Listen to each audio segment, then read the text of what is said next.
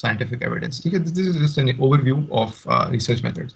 अब आगे जाते हैं रिसर्च मेथडोलॉजी की तरफ और उसकी टाइप्स में। तो now let's try to actually explore these, okay. So essentially when we think of research, तो हम मतलब दो चीज़ें हम कह सकते हैं कि दो टाइप्स में मोटा करके हम इनको डिवाइड कर सकते हैं। तो क्वालिटेटिव एक हमारे पास हो गया है, एक क्वांटिटेटिव हो गया है, ठीक है। तो जो क्वालिटेटिव है तो ये क्वालिटी को डिफाइन करती है एक चीज़ की, मतलब ये उन क्वेश्चंस का जवाब देती है जैसे who, what, how, when, why, इन सवालों का जवाब देती है। मतलब हम एक नेचर को अंडरस्टैंड करते हैं, क्वालिटी को हम मतलब अंडरस्टैंड करते हैं ऑफ अ फिनोमिनन। तो ये बेसिक गोल होता है, हम मतलब फाइंड आउट करते हैं कि यार किस तरह, मतलब एक चीज़ आप पूछ रहे हो किससे, आप ऑब्जर्व कर रहे हो एक चीज़ को, आप इंटरव्यू कर रहे हो किसी को, आप फोकस ग्रुप्स को पे रिलाई कर रहे हो या सर्वेस पे। तो ये डिफरेंट तरीके हैं जिससे आपको एक चीज़ की क्वालिटी का पता चल सकता है। और ये जो क्वेश्चंस हैं इनको आप आंसर कर सकते हो through this kind of studies, qualitative studies, okay. Quality को देख रहे हैं, नाम से ही आपको पता चल जाए कि यार क्या क्या हम फाइंड कर रहे हैं। ठीक हो गया। आगे क्वांटिटेटिव है, फिर क्वांटिटी से नाम से ही आपको जाहिर हो रहा है कि हाउ मच, आप एक मैग्नीट्यूड को देख रहे हो, एक चीज की magnitude. So we talk about how much something, so when we talk how much of something, we can ask how much of an occurrence, like an incidence or prevalence of a disease, and we are talking of magnitude or how much of a relationship between risk factors and outcomes. तो हम risk factors और outcomes को भी देख रहे हैं, उनके बीच में जो relation है उसको भी देख रहे हैं। तो अकरेंसेस होगी हमारे पास, मैग्नीट्यूड हो गया और उनके एसोसिएशन हो गया, ठीक है। तो फिर इनकी भी further types, observational quantitative studies होती हैं और फिर इंटरवेंशनल। तो ये फिर फर्दर इनमें जो सब टाइप्स हैं, ठीक है, तो ये होती है। तो इसमें फिर आ गया क्रॉस सेक्शनल सर्वे आपके पास आ गया ऑब्जर्वेशनल में, केस कंट्रोल आ गया, कोहर्ट आ गया, इकोलॉजिकल आ गया। ये काफ़ी इंपॉर्टेंट टाइप्स ऑफ स्टडीज़ हैं, इनमें हम जाएंगे डिटेल में आगे। बाकी इंटरवेंशन में हम इंटरवीन करते हैं, तो उसमें रैंडमाइज कंट्रोल ट्रायल्स हो गए हैं, इस तरह की जो स्टडीज़ हैं उसमें हम इंटरवीन करते हैं, वो भी हम आगे जाके देखेंगे। तो आगे अभी क्वालिटेटिव रिसर्च की तरफ अभी जाते हैं, ठीक है। स्टार्ट क्वालिटेटिव से करते हैं क्योंकि हमने पहले इसको डिस्कस किया यहाँ पर।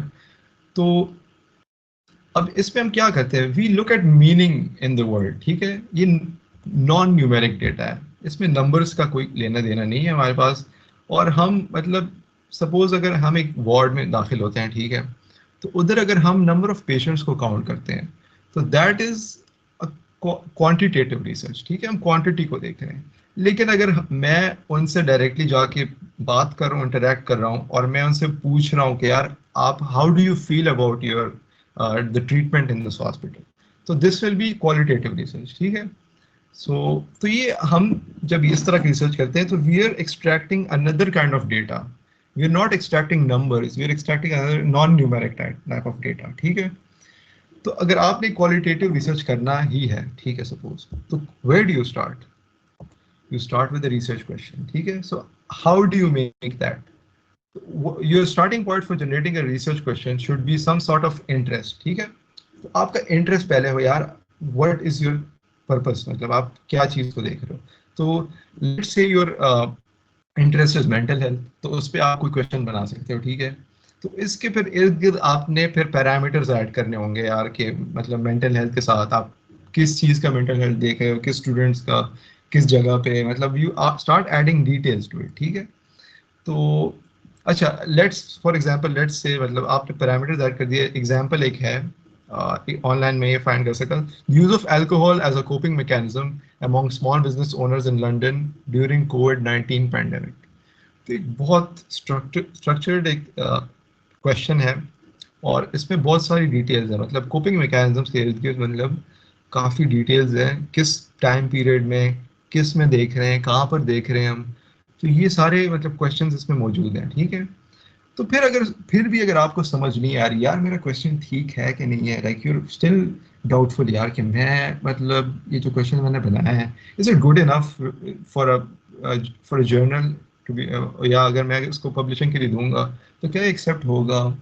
तो फिर इसके लिए आपको लिटरेचर रिव्यू करनी होगी, you have to study more literature, you have to see यार क्या पहले क्या लोग कर चुके हैं इसके बारे में, मतलब क्या क्वेश्चंस पूछ चुके हैं, क्या रिसर्च कर चुके हैं।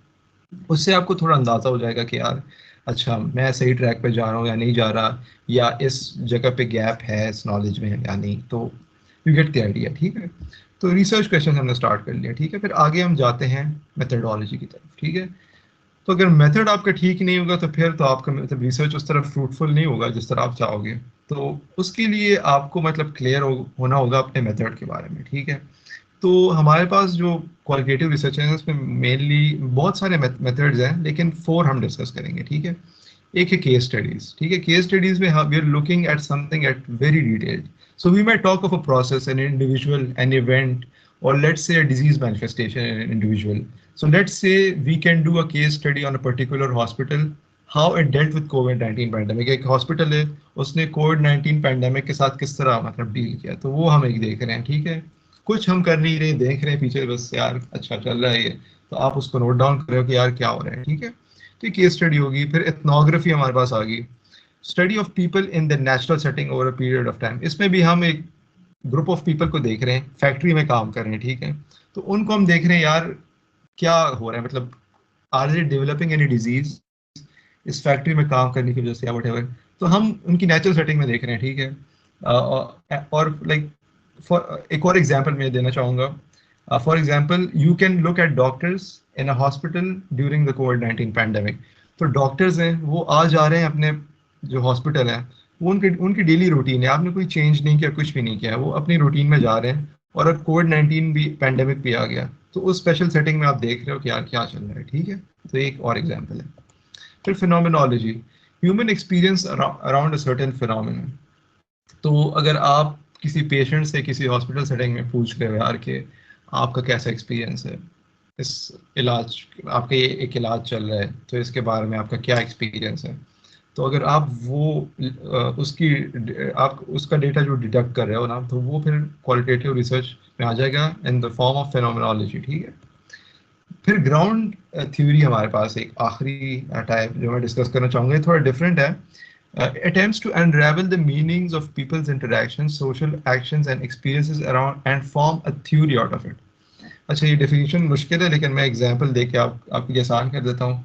अच्छा एक कंपनी है, ठीक है, उसमें एम्प्लॉयज़ काम कर रहे हैं, और ये एम्प्लॉयज़ अभी आहिस्ता आहिस्ता देर लिविंग द कंपनी, ठीक है, वो जा रहे हैं यहाँ से, खुश नहीं है फॉर वट एवर रीज़न। अब कंपनी सोच रही है यार ये हो क्या रहा है, क्यों जा रहे हैं, तो फिर वो ग्राउंडेड थ्योरी पे काम कर सकती है। वो इंडिविजुअली उन लोगों से पूछ सकती है यार कि आप क्यों छोड़ रहे हो, किस एक्सपीरियंस की वजह से आप छोड़ रहे हो, ठीक है।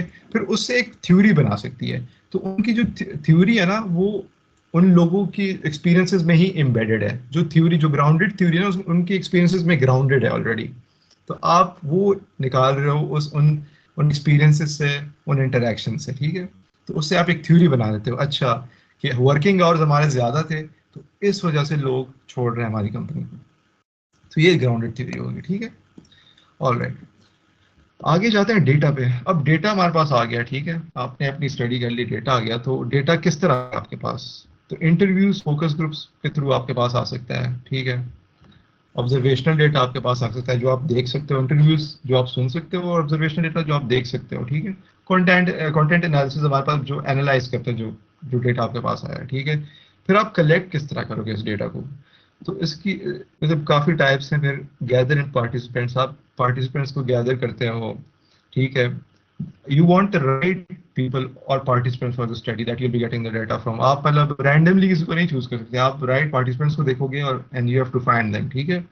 फिर इन्फॉर्म्ड कंसेंट ऑफ कोर्स, अगर आप डॉक्यूमेंट कर रहे हो किसी डेटा को, तो उसके लिए फिर आपको एनालिसिस की परमिशन भी चाहिए होगी। तो informed consent and analysis permission, ये दोनों आपको लेनी होगी, ठीक है, उनसे। फिर इंटरव्यू गाइड भी आपको बनाना होगा। If you are going to be doing an interview और you going to do focus groups, ठीक है, so you would want an interview guide. This is basically a document that outlines the general themes that you're going to explore, and sometimes depending on the kind of research that you're going to be doing. तो आपने guide बनाना है कि यार करने क्या लगे हो, और वो आपको मतलब प्रेजेंट करना होगा ऑब्वियसली कि आप किस तरह डेटा ले रहे हो, एंड मतलब आपको हर चीज को क्लियर कट बनाना होगा कि यार आप जितना ट्रांसपेरेंट आप चल सकते हो रिसर्च में उतना ही अच्छा है।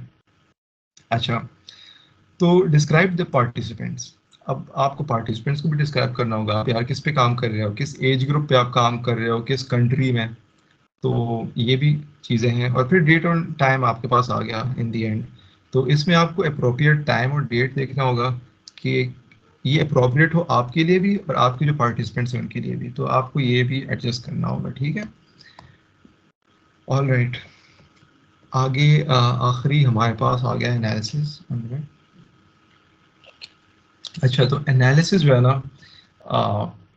आपके पास डेटा आ गया, आपने इसको एनालाइज करना है, ठीक है। तो अगर आपने किसी से इंटरव्यू लिया है तो फिर आपके पास रिकॉर्डिंग उसकी होनी चाहिए, फिर आपको उसको ट्रांसक्राइब करना होगा जो वो बोल रहा है, तो आपने उसको ट्रांसक्राइब करना चाहिए, मतलब वर्डिंग में आपने उसको डालना है, ठीक है, उस डेटा को। तो फिर आप उसकी थीमेटिक एनालिसिस कर सकते हो, उस बेसिस में आपके पास डेटा आ गया, then you can analyse it and arrange it in any sort. Okay, अभी ये this was the end of how you do qualitative research. अभी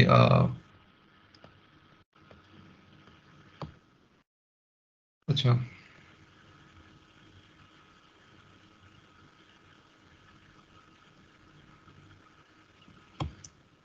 अच्छा, हमारे पास क्वालिटेटिव रिसर्च आ गया, ठीक है, क्वांटिटेटिव सॉरी।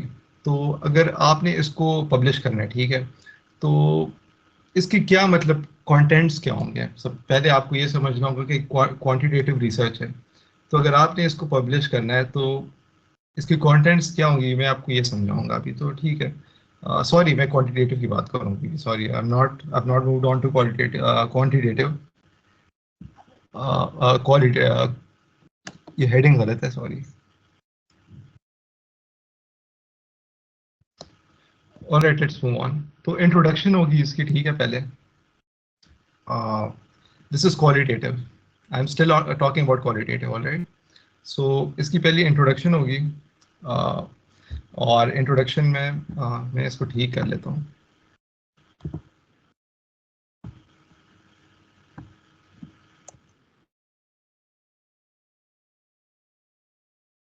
ऑलराइट, तो आपने मतलब आपके पास डेटा आ गया, आपने इसको लिखना है, ठीक है, पब्लिश भी करना है। तो इसकी पहले इंट्रोडक्शन होगी आपके पास, ठीक है। तो इंट्रोडक्शन में आपने इंट्रोड्यूस करना है अपने टॉपिक को। बैकग्राउंड उसमें होगी, एक सेक्शन होगा बैकग्राउंड का। तो बैकग्राउंड में आपने लिखना है कि यार बैकग्राउंड किस तरह था, आपकी जो रिसर्च है किस बेसिस पे है, क्या गैप आप फिल कर रहे हो, ठीक है। मेथोडोलॉजी आपने एक्सप्लेन करनी होगी अपनी।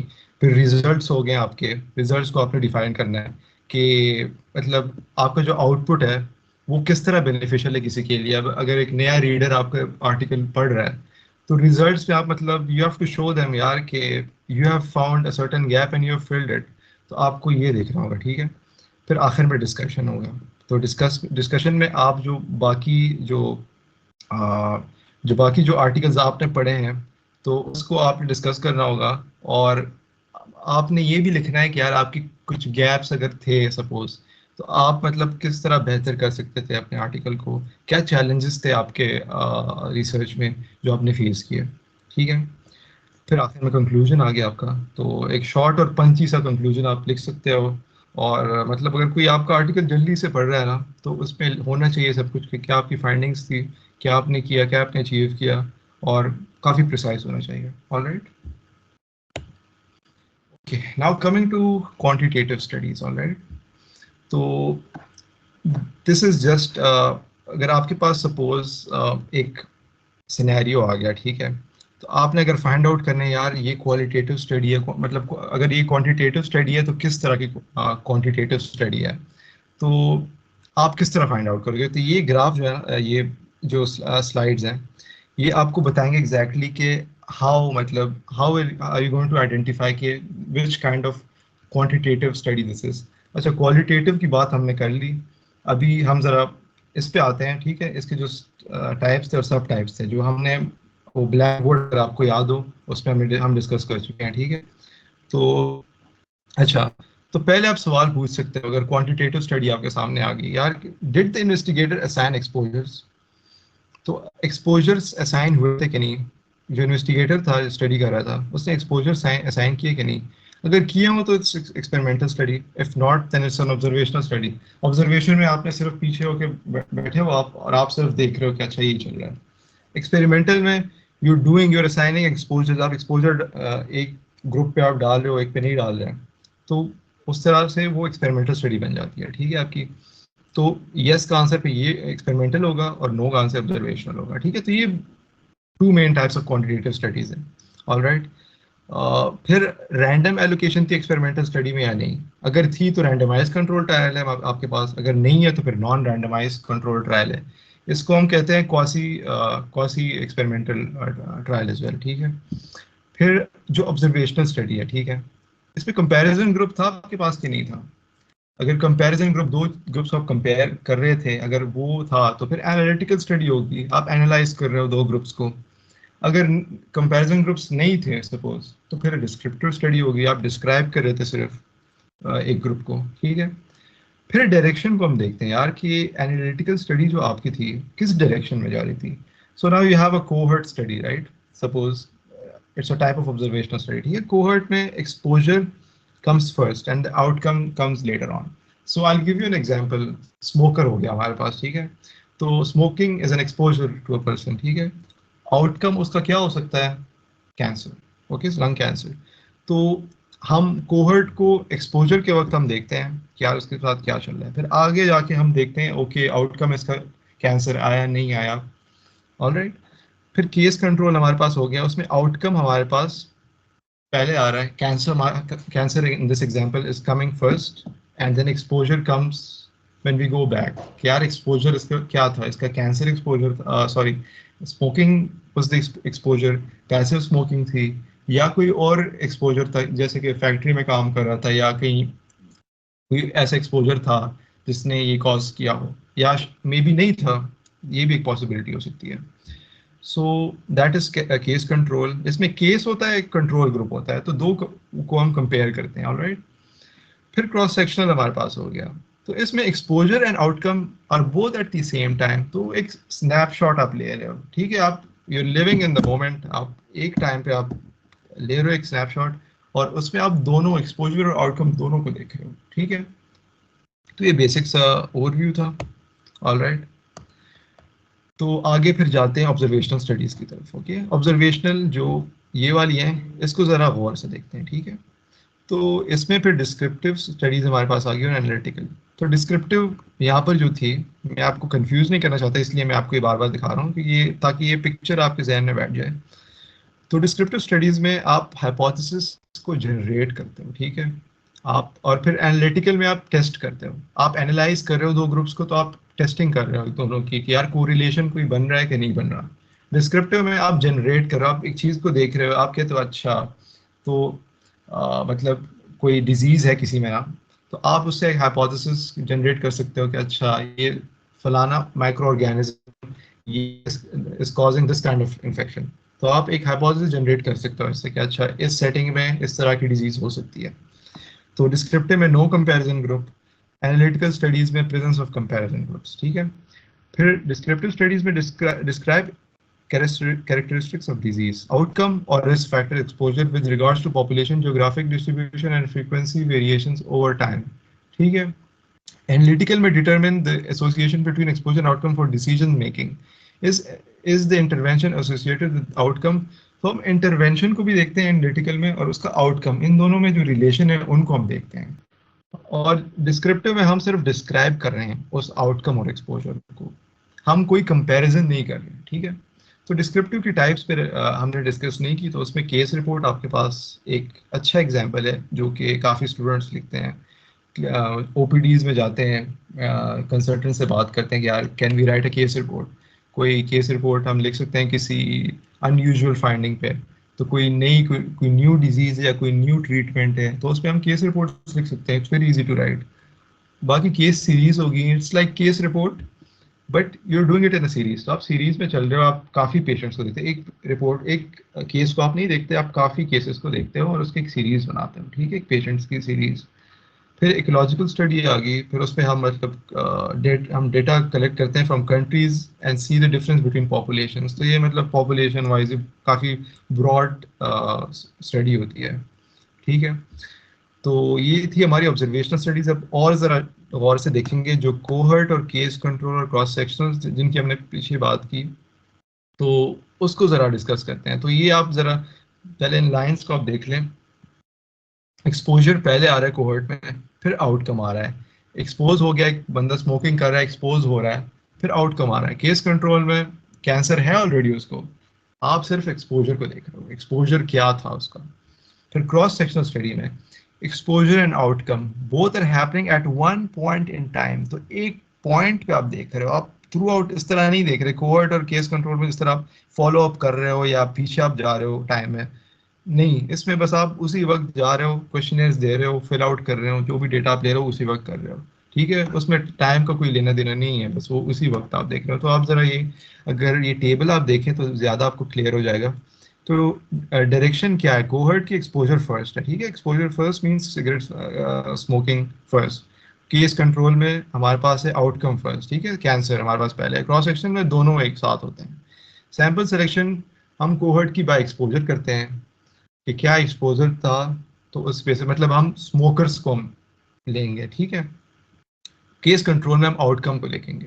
तो हम सैंपल सिलेक्शन करेंगे तो हम यार जिनका लंग कैंसर ऑलरेडी है उनको हम सेलेक्ट करेंगे, ठीक है। फिर क्रॉस सेक्शन में रैंडम भी हो सकता है, मतलब हम किसी भी पॉपुलेशन रैंडमली हम वो डेटा कलेक्ट कर सकते हैं। तो फिर आउटकम जो हमारा है ना, वो इंसिडेंट बेस्ड है, न्यू केसेस। कोहर्ट में आपके पास न्यू केसेस होंगे क्योंकि अभी तक वो डिजीज तो डेवलप नहीं कर चुके हैं ना, मतलब जो स्मोकिंग कर रहे हैं तो उनको तो कैंसर नहीं हुआ अभी तक। तो आप न्यू केसेस को डील करेंगे, जो न्यू मतलब स्मोकर्स हैं या इस तरह के, तो उनको हम कंसिडर करेंगे, ठीक है। बाकी केस कंट्रोल जो हो गया तो वो प्रेवलेंट ऑलरेडी केसेस होंगे जो कैंसर ऑलरेडी मतलब उनको होगा, तो उन्हीं को हम लेंगे, तो वो प्रेवलेंट होते हैं ऑलरेडी। क्रॉस सेक्शन में भी प्रेवलेंट होते हैं हमारे पास जो एक्सिस्टिंग केसेस हैं, तो उन्हीं को हम डील करते हैं क्योंकि हम फॉलो अप तो कर नहीं सकते इतने टाइम के लिए, ठीक है। तो क्वेश्चन आपको होगा what is the impact of this exposure, ठीक है, इन कोहर्ट। इम्पैक्ट क्या था, स्मोकिंग का क्या इम्पैक्ट था। केस कंट्रोल में हम पूछते हैं why did the outcome happen, cancer क्यों हुआ इसको, ठीक है, किस वजह से हुआ, मतलब स्मोकिंग से हुआ या कोई इंडस्ट्रियल स्मोक से हुआ या कोई भी रीजन नहीं हुआ, मतलब किसी भी कोई एक्सपोजर नहीं था, तो मतलब व्हाई वाजंट देयर एनी मतलब ट्रिगर, ठीक है। फिर क्रॉस सेक्शन में is there a relationship between exposure and outcome. तो आप वो रिलेशनशिप को डिफाइन करते हो कि यार अगर एक मेडिकल स्टूडेंट है, मतलब हम एक सपोज एक क्रॉस सेक्शन स्टडी कर रहे हैं, medical students of of suppose north west dealing with insomnia, ठीक है। तो हम वो दो एक्सपोजर, उसके जो एक्सपोजर्स और आउटकम्स है, मतलब किस वजह से वो मतलब इंसोम्निया उसको उनको हो रहा है, तो मतलब is it because of using mobile late at night और is it because of the stress from studying, बहुत सी चीज़ें हो सकती है। तो हम वो एक्सपोजर और आउटकम को बेसिकली डिफाइन कर रहे हैं। बाकी पर्पस तो सारी मैंने मतलब डिफाइन कर ली। आई थिंक ये स्लाइड्स अगर आपके पास शेयर होंगी तो आप फिर बेहतर इसको देख सकते हैं। तो लेट्स कीप मूविंग ऑन। अच्छा, एक्सपेरिमेंटल स्टडीज़ की हमने बात नहीं की, फिर से मैं आपको ये दिखा देता हूँ। एक्सपेरिमेंटल स्टडीज़ पे हम हैं, तो अभी हम देखेंगे रैंडमाइज कंट्रोल ट्रायल्स को और नॉन रैंडमाइज कंट्रोल ट्रायल्स को, ठीक है। तो रैंडमाइज कंट्रोल ट्रायल्स को हम देखेंगे, इनका पर्पस क्या है। तो examines the cause-effective relationship between exposure and outcome variables. Subjects are randomly assigned to the experiment or control placebo group. तो इसमें दो ग्रुप्स हमारे पास बनते हैं, एक एक्सपेरिमेंटल ग्रुप होगा हमारे पास और एक प्लेसिबो जो कंट्रोल ग्रुप होगा, उनको हम प्लेसिबोज पे डालेंगे, ठीक है। तो कंट्रोल ग्रुप के साथ हम कुछ नहीं करते हैं, उनको एक वेरिएबल हम रखते हैं, ठीक है, कंपैरिजन के लिए। तो और जो एक्सपेरिमेंटल होगा तो उन पे हम एक्चुअली अपना ट्रायल करेंगे।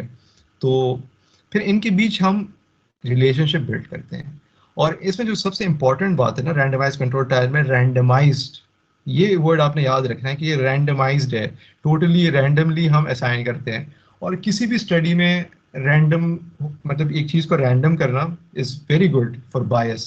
हम बायस को बिल्कुल नहीं चाहते। बायस यानी कि हम नहीं चाहते कि कोई फैक्टर हो जिससे जिसकी वजह से हम किसी चीज़ को फेवर करें या इस तरह, मतलब हम उस मतलब जो उसकी फाइंडिंग्स है उसको हम मैनिपुलेट ना कर पाए। तो हम ये मेक श्योर करेंगे कि कोई इन्फ्लुएंस स्टडी पे ना हो किसी चीज़ का भी, ठीक है। तो इस वजह से हम रैंडमाइज करते हैं।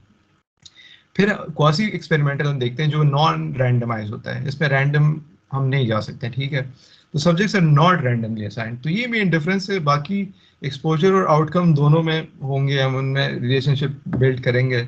और इसके जो स्टेप्स ये दिए हुए हैं, पहले select sample from population, randomly divide the sample, फिर हम एक्सपेरिमेंटल ग्रुप बनाते हैं, प्लेसिबो ग्रुप बनाते हैं, और उनके जो आउटकम्स हैं फिर उनको हम मेजर करते हैं, ठीक है। इसमें भी सेम है, ठीक है, क्वासी एक्सपेरिमेंटल में। इसमें बस ये है कि patients in one setting are experimental group and other patients in other setting are control group. तो इसमें इसमें हम रैंडमली कुछ नहीं कर रहे हैं। इसमें ऑलरेडी एक पेशेंट एक हॉस्पिटल में, एग्जांपल मतलब 2 सेटिंग्स है आपके हमारे पास हॉस्पिटल्स के। तो कोई मतलब शिफा हॉस्पिटल हमारे पास सपोज हो गया, एक आगा खान हो गया, ऑलरेडी इसमें पेशेंट्स हैं, हम कोई रैंडमाइज नहीं कर रहे हैं। तो मतलब ये हमारे काम आ सकती है कभी कभार, मतलब जब हमारे लिए रैंडम करना फिजिबल ना हो तो हम फिर क्वासी एक्सपेरिमेंटल की तरफ जाते हैं। तो क्वासी एक्सपेरिमेंटल की मतलब एग्जांपल होगी कि यार आप मतलब पेशेंट्स है एक हॉस्पिटल में जो इलाज एक ट्रायल पे हैं, ठीक है, इन आगा खान, ठीक है। तो उनको आप एक्सपेरिमेंटल ग्रुप अपना बना दें, ठीक है, और प्लेसिबो ग्रुप आप किसी और हॉस्पिटल के ग्रुप को बना लें, उनको प्लेसिबोस खिलाएं, आप जो कुछ भी ना कर रहे हो लेकिन आप एक कंट्रोल बिल्ड कर रहे हो, ताकि आप कंपैरिजन करो कि यार मतलब is the drug actually working और नॉट। तो ये क्वासी इस केस में हमारे पास मतलब बेनिफिशियल होगी, क्योंकि आप पेशेंट्स को रैंडमाइज करना और वो सारा काफ़ी हेक्टिक हो जाता है, तो फिर उस केस में हम क्वासी की तरफ जाते हैं, ठीक है। So that was experimental studies, alright.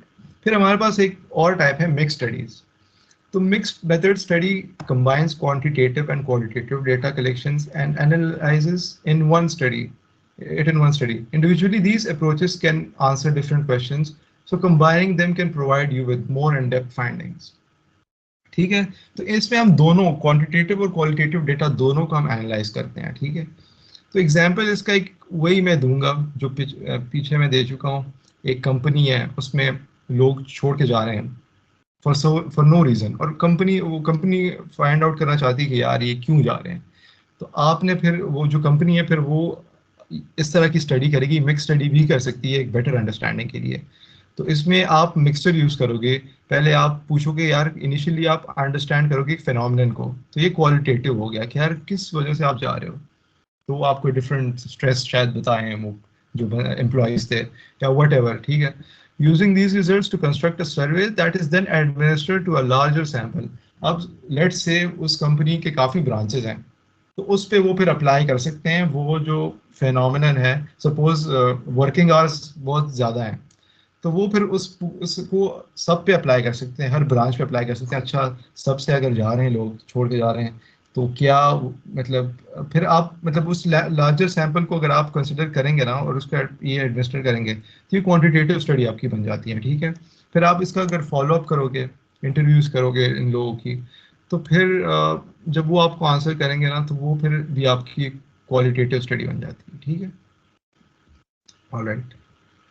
अच्छा, थोड़ा सा ब्रेक लेते हैं 2 मिनट्स का, फिर थोड़ा प्रैक्टिकल चीज़ें करेंगे, आपको पबमेड का बताऊंगा, और रिसर्च आर्टिकल को कैसे पढ़ना है और उसके जो पार्ट्स हैं तो वो आपको बताऊंगा। तो 2 मिनट्स ब्रेक लेंगे और फिर आते हैं वापस, ठीक है।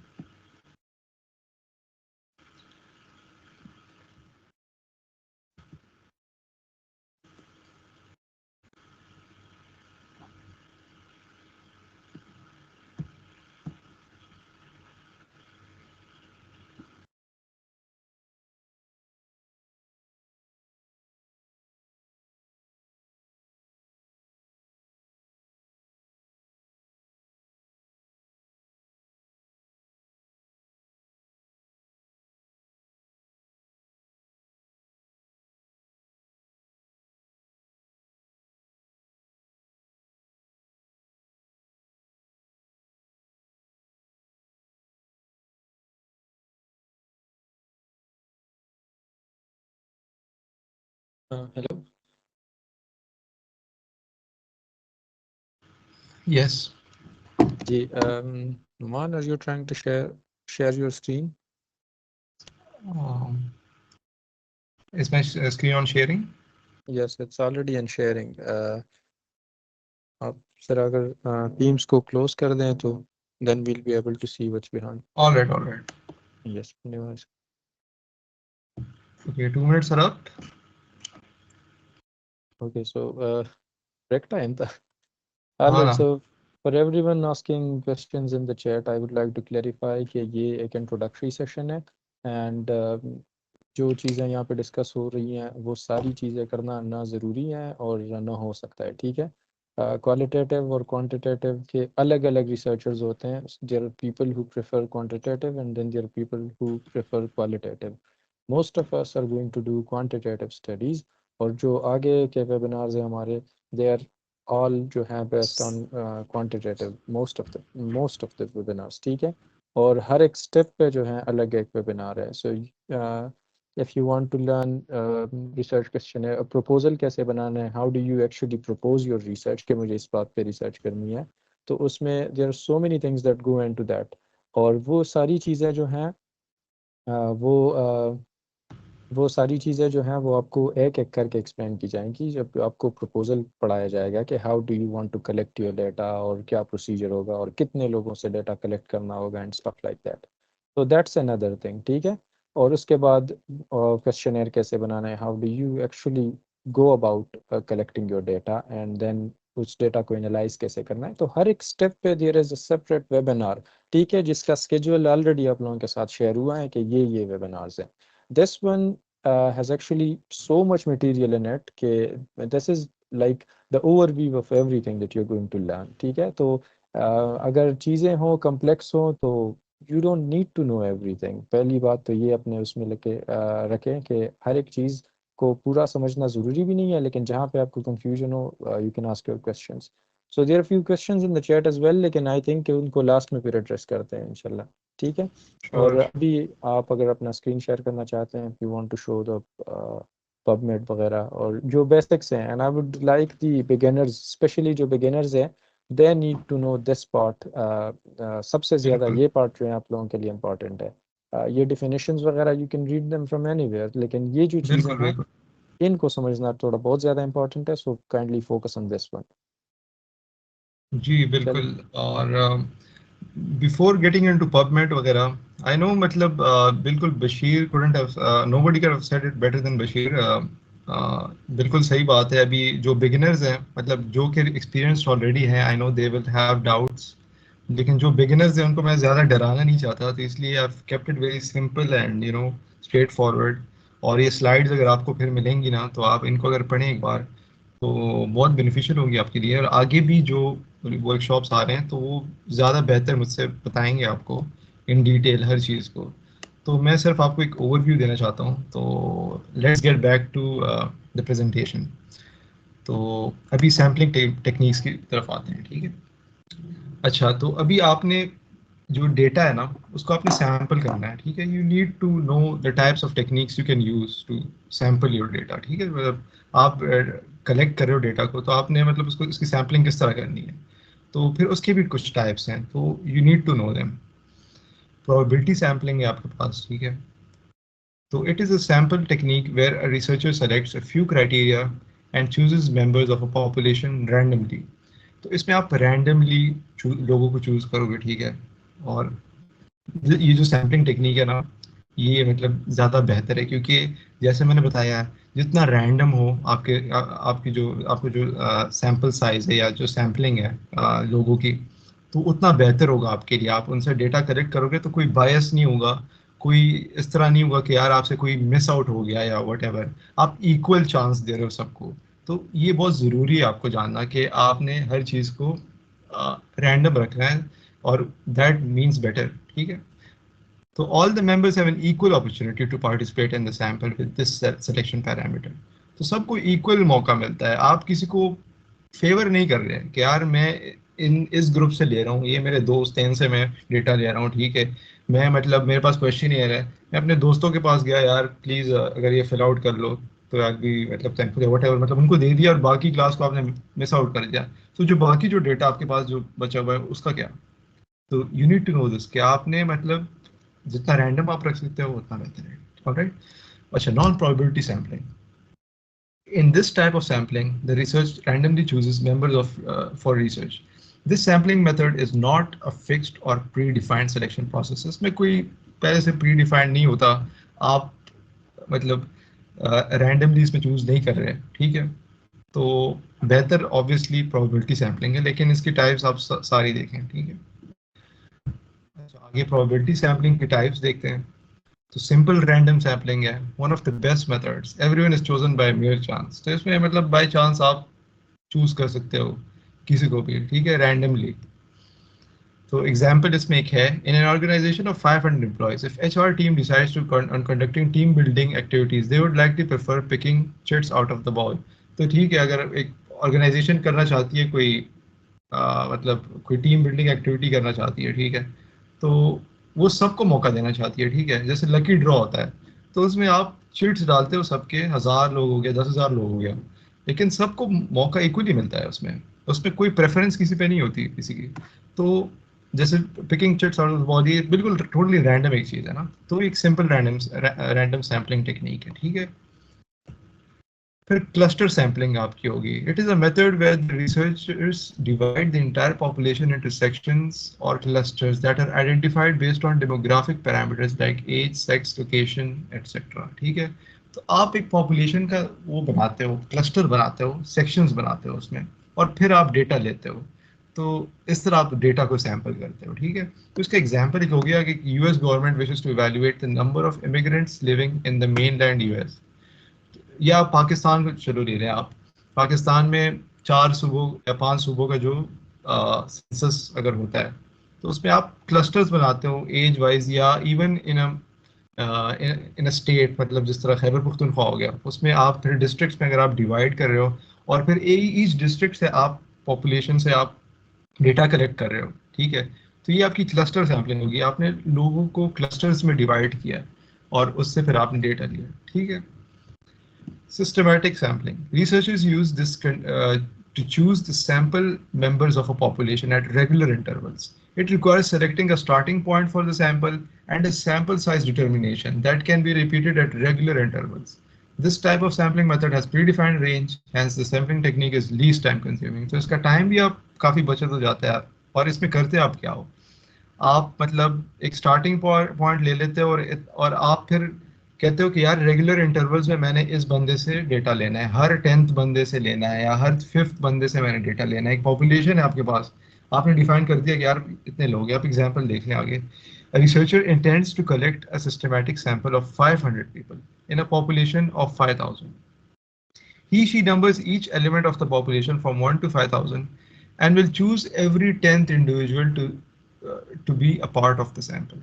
तो 5,000 लोग हैं आपके पास, आपने 500 लोगों से डेटा लेना है, ठीक है, लेकिन आप किस तरह से वो डेटा ले रहे हो, आप हर 10th इंडिविजुअल से ले रहे हो, मतलब so we were at sampling techniques of non-probability, right? So we talked about convenience sampling, ठीक है। तो वो आपको मैंने दोस्तों वाली एग्जांपल बता दी कि आप मतलब आप अपने दोस्तों को अगर आप कहें कि यार please fill out this form for me, this research questionnaires, तो अगर वो आपके लिए करें तो there is no randomisation in that. आपने मतलब जो आपके सामने पहले आ गया या जो आपके लिए बहुत कन्वीनियंट रहा, तो वो आप अगर उनसे सैम्पलिंग कर रहे हो, तो फिर वो कन्वीनियंट सैम्पलिंग आपकी होगी, ठीक है। या आप किसी कॉलेज एंटर हो गए और आपने मतलब मतलब आपने लेफ्ट राइट नहीं देखा और आप गए और आपने जो सामने पहले आ गया उनको दे दिया, ठीक है। तो ये आपकी कन्वीनियंस होगी ना, आपने कोई ग्रुप नहीं लिया, उनको रैंडमाइज नहीं किया, तो that is convenience sampling for you, ठीक है। फिर आपके पास है जजमेंट और purposive sampling. Researchers purely considered the purpose of the study along with the understanding of the target audience, ठीक है। So example इसका ये है कि when researchers want to understand the thought process of people interested in studying for their master's degree, the selection criteria would be, are you interested in doing your master's? Are you interested in doing your master's in what? And those who respond with it no are excluded from the sample. तो आप एक बंदे को जज करते हो यार कि अच्छा इसका मतलब इंटरेस्ट पहले क्या है, मतलब जो पर्पस ऑफ द स्टडी है ना, उसमें मतलब आप जो अपनी इंक्लूजन और एक्सक्लूजन कर रहे हो सैम्पलिंग में, तो आप मतलब पहले देखोगे यार, अगर आप किसी मास्टर स्टूडेंट पे आप सपोज स्टडी कर रहे हो, तो आप उनसे पहले ये सवाल पूछे कि यार आप मतलब मास्टर्स कर भी रहे हो या नहीं कर रहे, आप इंटरेस्टेड हो करने में। तो मतलब आप फिर आप डिसाइड करते हो, अगर वो नो आपको कहें तो फिर वो आपकी स्टडी से एक्सक्लूड हो गया, ठीक है। तो आप फिर वो सैंपल में उनको काउंट ही नहीं करोगे, ठीक है। अगर आपकी स्टडी है मेडिकल स्टूडेंट्स पे और आपके सामने कोई और फील्ड का बंदा आ गया, इंजीनियरिंग का बंदा आ गया, ठीक है, अगर वो आपको कहे यार आई एम फ्रॉम इंजीनियरिंग, खत्म, वो आप आपके सैंपल से एक्सक्लूड ही हो गया, ठीक है। तो अब दिस इज कॉल्ड जजमेंटल और प्रोपोर्शनल सैम्पलिंग, ऑलराइट। फिर स्नोबॉल सैम्पलिंग है। It is a sampling method that researchers apply when the subjects are difficult to trace. For example, surveying shelterless people और illegal immigrants will be extremely challenging. अगर आप किसी मतलब homeless बंदे को जो सड़क पे जो रह रहा है, ठीक है, या कोई इलीगल इमिग्रेंट हो गए हैं, उनको अगर आप कर रहे हैं मतलब किसी और मुल्क से जो इमिग्रेंट्स हो उनको अगर आप कर रहे हो जो छुप के रह रहे हो, तो उनको जो आप उन पे अगर आप स्टडी कर रहे हो, उनको तो ढूंढना बहुत मुश्किल है ऑब्वियसली। तो आप करते स्नोबॉल थ्योरी में क्या करते हो, स्नोबॉल क्या होता है आपके पास, स्नोबॉल ऊपर से जब गिरता है ना, तो उसकी साइज इंक्रीज होती है, और वो जब जैसे जैसे रोल करता है तो इट इंक्रीजेज इन साइज, और फिर वो नीचे करता है, ठीक है। गिरने को छोड़ते हैं आप फिलहाल, लेकिन आप इस कॉन्सेप्ट पे सिर्फ फोकस करें कि वो साइज में इंक्रीज हो रहा है, ठीक है। तो यही कॉन्सेप्ट इधर अप्लाई हो रहा है। आप एक बंदे को कहते हो यार, अच्छा एक आपके पास एक होमलेस बंदा है या इलीगल इमिग्रेंट आपको मिल गया, ठीक है, उसको आप कहते हो आपको और इस तरह के लोगों को का अगर पता है आपको, तो आप उनसे भी कहें ताकि हम उनसे भी डेटा ले सकें। तो आप उनको फिर कहते हो कि यार इस तरह let me reach them as well, ताकि उनसे भी मतलब मुझे डेटा मिल सके। और ये कॉन्सेप्ट जो है ना, ये मतलब कोई सेंसिटिव टॉपिक्स जो होते हैं, जिस तरह HIV पेशेंट्स हो गए, तो ऑब्वियसली ओपनली तो बताएंगे नहीं आपको। तो आपको फिर जो जो नोन पेशेंट्स हैं उनसे आप पूछ सकते हैं कि यार अगर बता सकते हैं कुछ ऐसे लोग और हैं जिनको आप जानते हो, जिनको आपने देखा हो क्लिनिक में वट एवर, तो उनसे आप डेटा उस तरह ले सकते हैं, ऑलराइट। फिर आखिर में हमारे पास आ गया कोटा सैम्पलिंग। तो members in this sampling technique selection happens based on a pre set standard. तो कोटा आप एक बनाते हो, एक मतलब आपने मतलब इतने लोगों से आपने लेना है, या मतलब 30 फीमेल से आपने डेटा लेना है, या मतलब आप एक स्टैंडर्ड सेट कर लेते हो कि यार इतने इतने लोगों से मैंने, इस टाइप ऑफ लोगों से मैंने इतना डेटा कलेक्ट करना है, ऑल राइट। तो ये सैम्पलिंग टेक्निक्स हमारे पास होगी। जिस बेसिक्स मैंने बताई हैं आपको, जितनी भी चीज़ें मैंने डिस्कस की हैं उसकी और भी बहुत टाइप्स हो सकती हैं, ठीक है, लेकिन मैं वो डिस्कस कर रहा हूँ जो कि मोस्टली यूज्ड हो, कॉमनली यूज्ड हो। मैं ज़्यादा मतलब वो मुश्किल वो उसमें नहीं जाना चाहता जो बहुत रेयर हो या वट एवर, ऑलराइट। अच्छा, आगे हमारे पास अब रिसर्च, एक्चुअल जो प्रैक्टिकल रिसर्च है उसकी तरफ आते हैं। जो डेटा बेसिस है हमारे पास, ठीक है, फॉर कंडक्टिंग रिसर्च। तो अब हमने मतलब रिसर्च करना है, तो obviously have to look for literature. मैं मुझे ढूंढना है कि यार और किसी ने इसके बारे में क्या किया है। एक टॉपिक है, मुझे ढूंढना है कि यार और कोई है जिसने इस पे काम किया है। मतलब आपने गैप फाइंड करना है ना। अगर गैप आप तभी फाइंड कर सकते हो जब आपको नोन पता हो ना, तो नोन आपने फाइंड करना है इन टूल्स के थ्रू। तो आपके पास अब पबमेड आ गया, ठीक है। पबमेड इज द मोस्ट मतलब reliable source you can say, database जो आप यूज कर सकते हो डेली लाइफ में। डेली लाइफ नहीं बल्कि रिसर्च, सॉरी। तो वो आप यूज कर सकते हो। इसके अलावा आपके पास गूगल स्कॉलर हो गया, आपने नाम सुना होगा। और फिर स्कोपस और एमबेस, कॉकरेन लाइब्रेरी, मेडलाइन, ये बाकी भी हैं। लेकिन पबमेड इज और गो टू, मतलब ज्यादातर अगर आप एक स्टार्ट करना हो रिसर्च कहीं से, तो गूगल स्कॉलर भी आप यूज कर सकते हैं। लेकिन गूगल स्कॉलर में ये चीज़ है ना कि आपको, अगर आप सपोज उधर टाइप कर लो ना कुछ, तो आपको रिजल्ट्स तो बहुत ज्यादा मिलेंगे, लेकिन कुछ रिजल्ट्स उसमें रिलायबल नहीं हो सकते, क्योंकि उसमें पीयर रिव्यूड आर्टिकल सारे नहीं हैं। उसमें मतलब मिक्सचर होता है, कुछ ओपिनियंस भी लोगों के हो सकते हैं, कोई मतलब वेबसाइट से हो सकता है कोई आर्टिकल या वट। पबमेड में एवरीथिंग इज पीयर रिव्यूड, मतलब वो उसकी जांच पड़ताल और कोई कर चुका होता है जो उस फील्ड में प्रोफेशनल हो, या कोई प्रोफेसर हो गया हो, या anyone relevant to the field. तो इसलिए पबमेड इज मोर, मतलब you can consider it more reliable और मोर स्पेसिफिक।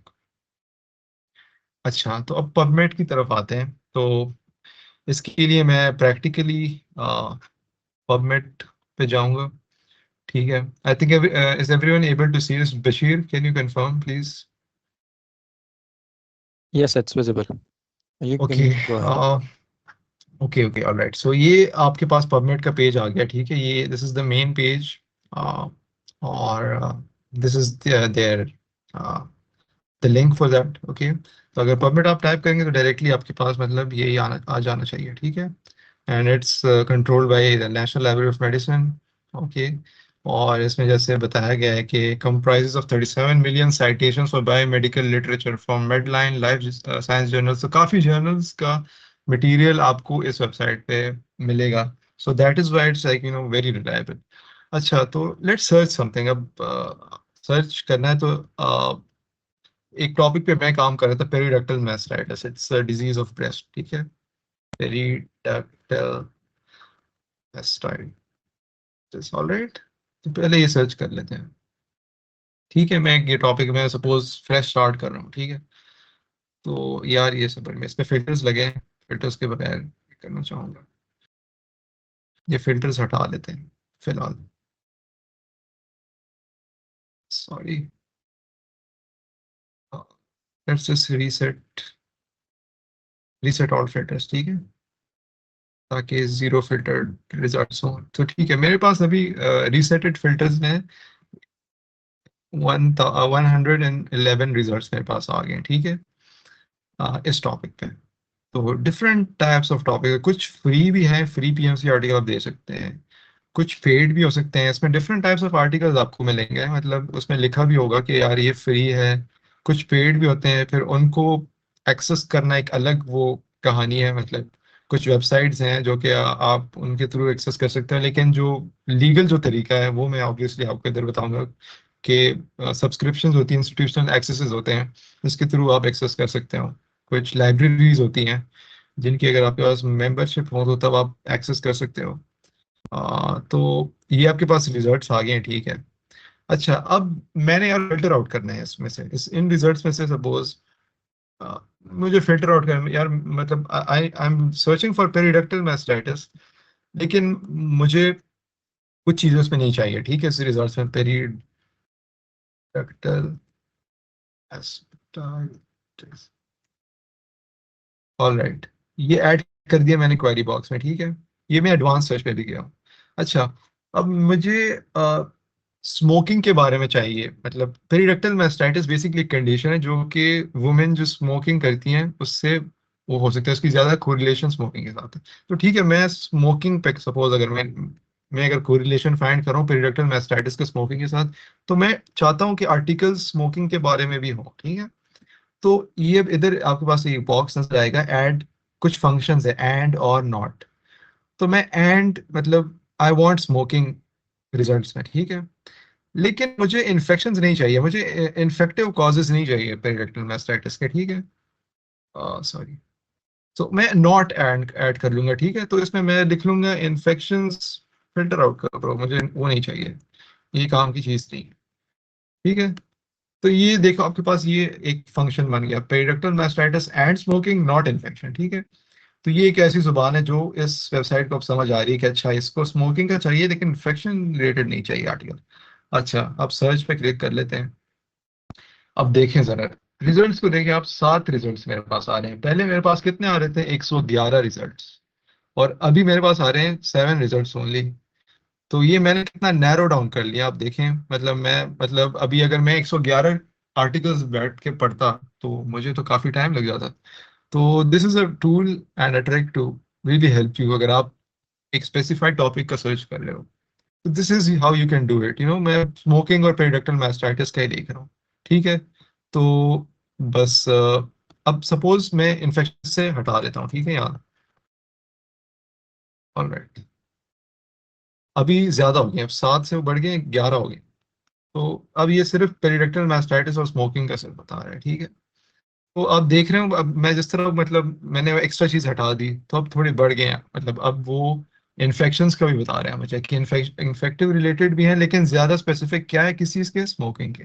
ऑलराइट, अच्छा, अब वापस आ जाते हैं सिर्फ पेरिडक्टल मास्टाइटिस की तरफ.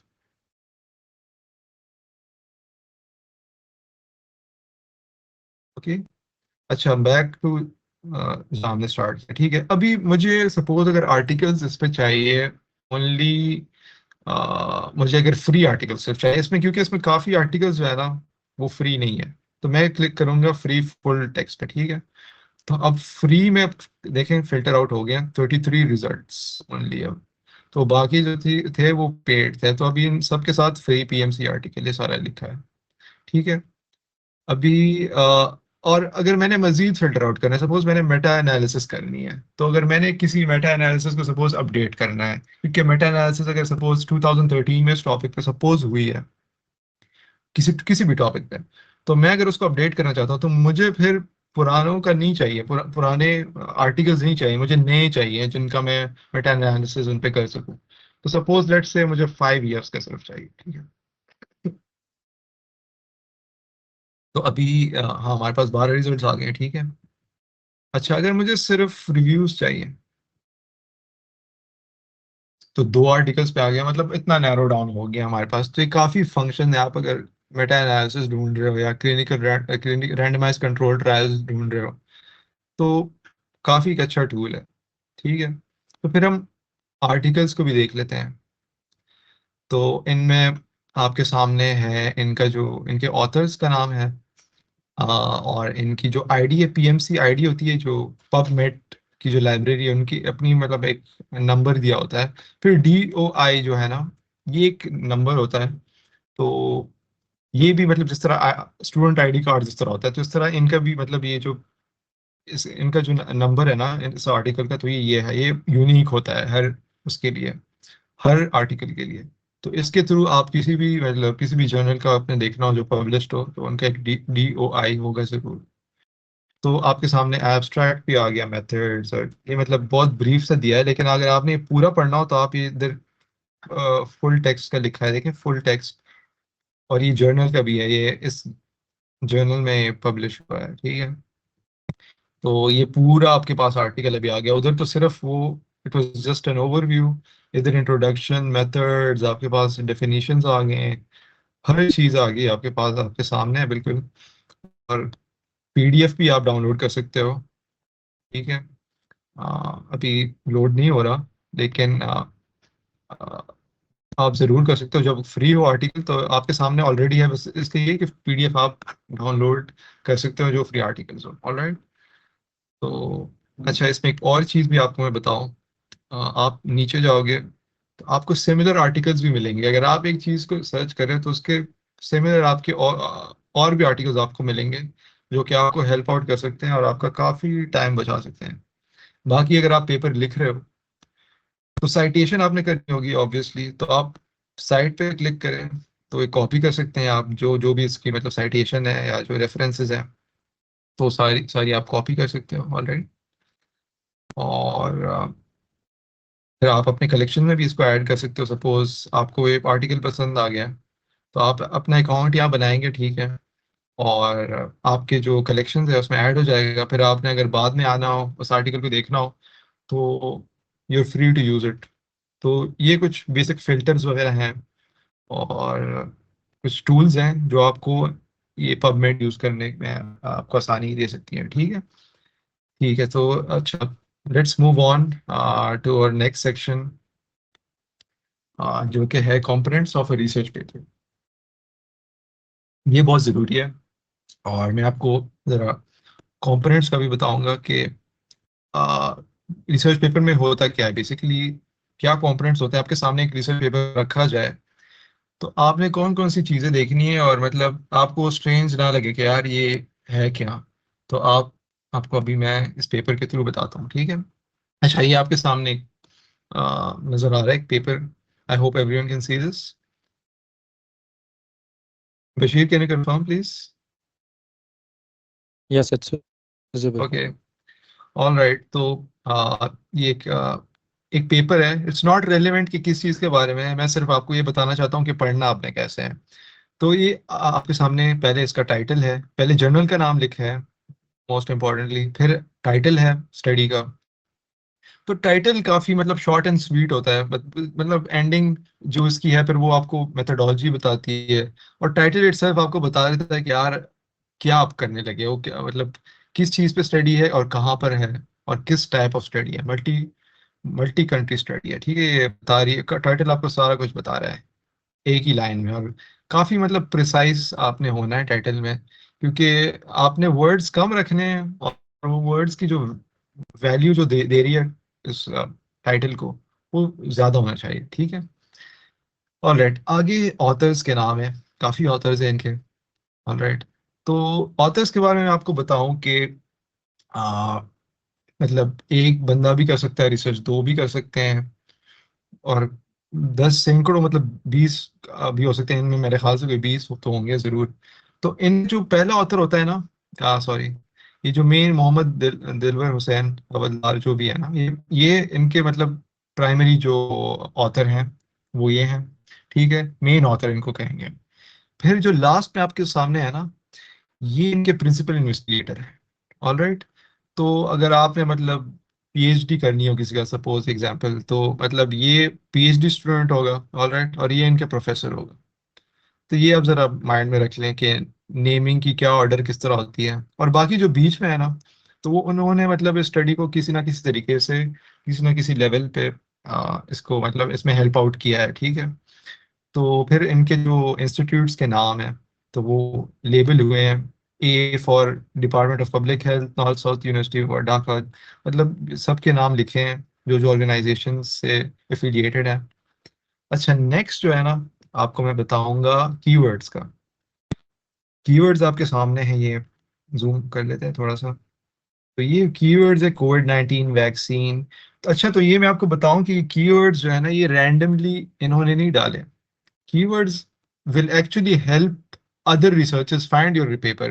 तो अगर आप मतलब कोविड-19 या साउथ एशिया आप टाइप करोगे पबमेड में, या वैक्सीन एक्सेप्टेंस, या कोई भी इस तरह के वर्ड्स अगर आप टाइप करोगे, आप अगर इस टॉपिक के रिलेटेड आप कुछ सर्च कर रहे हो, तो ये सामने जरूर आएगा आपके। तो आपने जब कीवर्ड्स आपने सेलेक्ट करने हैं, तो you have to be very specific and very मतलब इट्स वेरी इंपॉर्टेंट, कि वरना आप कोई फाइंड नहीं करेगा। यार आपने रैंडम इधर डाल दिए वर्ड्स, कुछ इधर उधर का डाल दिया आपने, पाकिस्तान डाल दिया, वट एवर, मतलब ठीक है आ सकता है वो, लेकिन आपने थोड़ा ब्रॉडली सोचना है। अभी इन्होंने साउथ एशिया डाला है, बांग्लादेश या पाकिस्तान वो नहीं रखा, तो मतलब साउथ एशिया पे अगर कोई रिसर्च कर रहा है या इस तरह, तो मतलब वो वर्डिंग काफी केयरफुली इन्होंने चूज की है। मकसद ये है, ठीक है। तो ये आपकी कीवर्ड्स हो गए। बाकी एब्स्ट्रैक्ट पे आते हैं। तो एब्स्ट्रैक्ट तो आपका basically it's the summary of your research paper. So you present your research in a few words, but it should convey the idea. So if you're going to mention the object, so you're going to mention the objective, methods, results, and conclusion in this.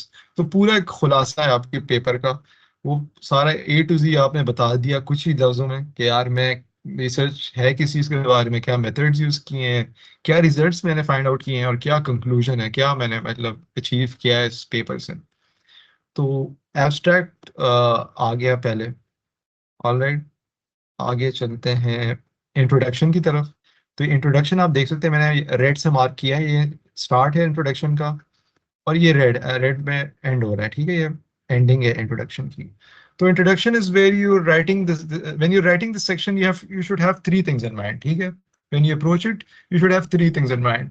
What is known about your topic, what is unknown about your topic, and what is your objective and rational, मतलब आप क्या क्या find out कर रहे हो। तो introduction लिखते हुए ये तीन चीजें लिखनी चाहिए, जहन में आपने रख लेनी चाहिए। तो पहला जो पार्ट है वो नोन के बारे में, इस आर्टिकल को अगर आप पढ़ें, अभी टाइम नहीं है पढ़ने के लिए, लेकिन मैंने पढ़ के मैंने मतलब इसको लेबल किया है कि ये नोन के बारे में इन्होंने बात की है। फिर अननोन के बारे में इन्होंने बात की है, जो रैशनल है, रीजन है, क्या गैप था, वो क्या फाइंड आउट करना चाहते हैं, ठीक है। फिर ऑब्जेक्टिव में इन्होंने बताया कि यार इस गैप को हम फिल आउट करेंगे। तो ये तीन चीजें आपने लिखनी है फॉर योर इंट्रोडक्शन पोर्शन, ठीक है। अच्छा, आगे आते हैं मेथोडोलॉजी की तरफ।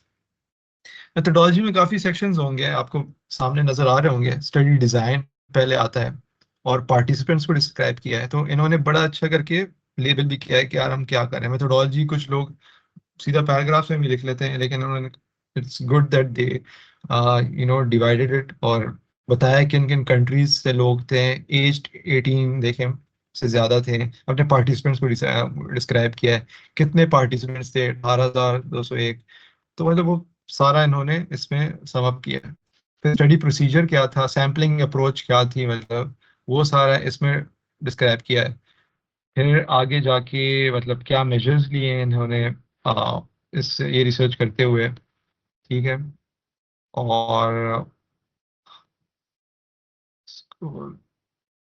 ओके, तो ये सारा हो गया आपका मेथोडोलॉजी सेक्शन, क्या क्या मेथड्स यूज हुए थे, और इसमें फिर डेटा एनालिसिस का भी लिखा है, स्टैटिस्टिकल एनालिसिस कि डेटा एनालिसिस किस टूल के थ्रू इन्होंने किया, जो भी डेटा इनको मिला तो वो किस टूल के थ्रू इन्होंने एनालाइज किया। ऑलराइट, तो इस इन्होंने लिखा है काय स्क्वायर टेस्ट, और मतलब बाकी ऑड्स रेशियो एडजस्ट किया, सारी डिटेल्स इन्होंने लिखी हैं इसमें स्टैटिस्टिकल एनालिसिस में।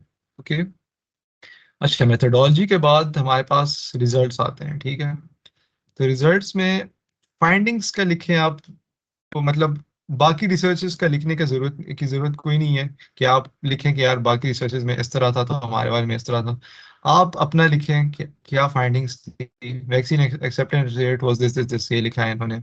और मेक श्योर करें कि आपका जो पूरा जो ये पेपर है ना, ये पास्ट टेंस में हो, इसमें कोई प्रेजेंट टेंस आप नहीं लिखेंगे या कोई फ्यूचर टेंस आप नहीं लिखेंगे, everything should be in past tense. Okay, तो इन्होंने अपनी जो पी वैल्यूज है जो फाइंड आउट की हैं सारी लिखी हैं। तो रिजल्ट्स आप बहुत से तरीकों से आप प्रेजेंट कर सकते हो पेपर में।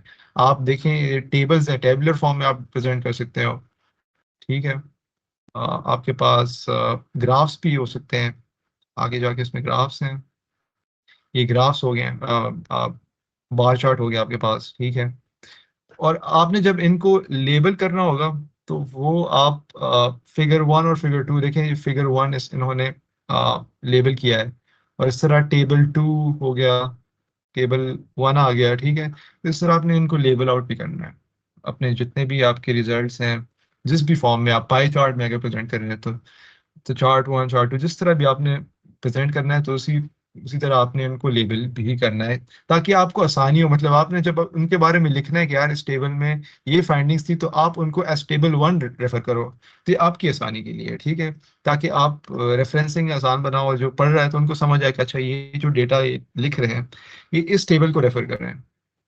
तो दैट्स अबाउट आवर रिजल्ट्स। और बाकी बस keep your language precise and short और अंडरस्टैंडेबल, आसान लफ्जों में लिखें जितना क्लियरली, और वो मतलब जो साइंटिफिक लैंग्वेज एक होती है राइटिंग की, तो उसमें भी रखें, और आसान लफ्जों में भी। तो एक फॉर्मल टाइप ऑफ लैंग्वेज होनी चाहिए आपकी, ठीक है। अच्छा, नेक्स्ट जो है ना हमारे पास डिस्कशन पोर्शन है, ये रहा आपका डिस्कशन पोर्शन, यहाँ से स्टार्ट होता है। तो इसमें आप फिर मतलब काफी खुल के लिख सकते हो, आप अपनी इंटरप्रिटेशंस का लिख सकते हो। आप जो बाकी डिस्कशंस है इसमें आप मतलब बाकी जो स्टडीज आप देख रहे हो उनका भी लिख सकते हो, आप उनको कंपेयर कर सकते हो, अपनी फाइंडिंग्स को दूसरी की फाइंडिंग्स को, मतलब आप सारा कुछ इसमें डिस्कस करते हो। It's called discussion for a reason, आप डिस्कस कर रहे हो हर चीज को जो कि आप फाइंड कर चुके हो अदर स्टडीज में, और जो आपकी अपनी स्टडी है उसमें, और आप किस तरह इस गैप को फिल आउट कर रहे हो। अच्छा, इसमें और भी सेक्शंस होते हैं, इसमें अब आप आपने जो मतलब आपकी जो लिमिटेशंस थी या आप जो नहीं कर पाए, तो वो भी आप इसमें ऐड ऑन कर सकते हो कि यार मतलब ये मेरी लिमिटेशंस थी इन वजह से, क्योंकि यार रियल लाइफ तो कभी भी हमारे पास उस तरह मतलब फेवर नहीं करता हमें। कुछ मसले आ जाते हैं आपकी स्टडी के दौरान जो आपको मतलब मसले उससे आ सकते हैं, तो आप उसमें ये जरूर लिख सकते हैं ताकि जो और बंदा जो आपका आर्टिकल जो पढ़ रहा हो उसको पता चले कि अच्छा ये इनको मसले आए थे इस रिजल्ट इस स्टडी के दौरान, तो जिसकी वजह से रिजल्ट्स में मतलब चेंजेस आ सकते हैं। ऑलराइट, तो सो बॉटम लाइन इज के you should be as transparent as with your reader, ठीक है। जो भी पढ़ रहे हैं उनको समझ आनी चाहिए कि किस अप्रोच से आप गए हो और किस तरह आपको रिजल्ट्स मिले हैं, ठीक है। बाकी डिस्कशन हो गया, तो कंक्लूजन एंड पे आ जाता है। कंक्लूजन जैसे मैंने बताया कि स्नैपी होना चाहिए, अच्छा सा होना चाहिए।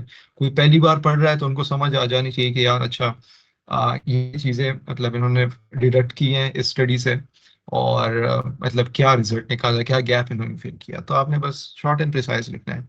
आगे इन्होंने फंडिंग का लिखा है कि स्टडी को फंडिंग मिली कि नहीं मिली, तो नो फंडिंग वाज रिसीव। फिर ऑथर्स कंट्रीब्यूशन, ये सब ऑथर्स ने अपने इनिशियल्स करके वो बनाए हैं कि इस फलाने ने इसमें इस तरह मतलब कंट्रीब्यूट किया है इस कैपेसिटी में, ठीक है।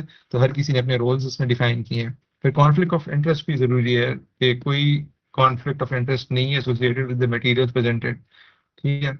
एक्नॉलेजमेंट्स थैंक यू वगैरह हो गया इसमें। तो सप्लीमेंट्री मटेरियल जो कि रेफरेंसेस में ये नहीं डाल सके तो वो इन्होंने इधर मेंशन किए हैं।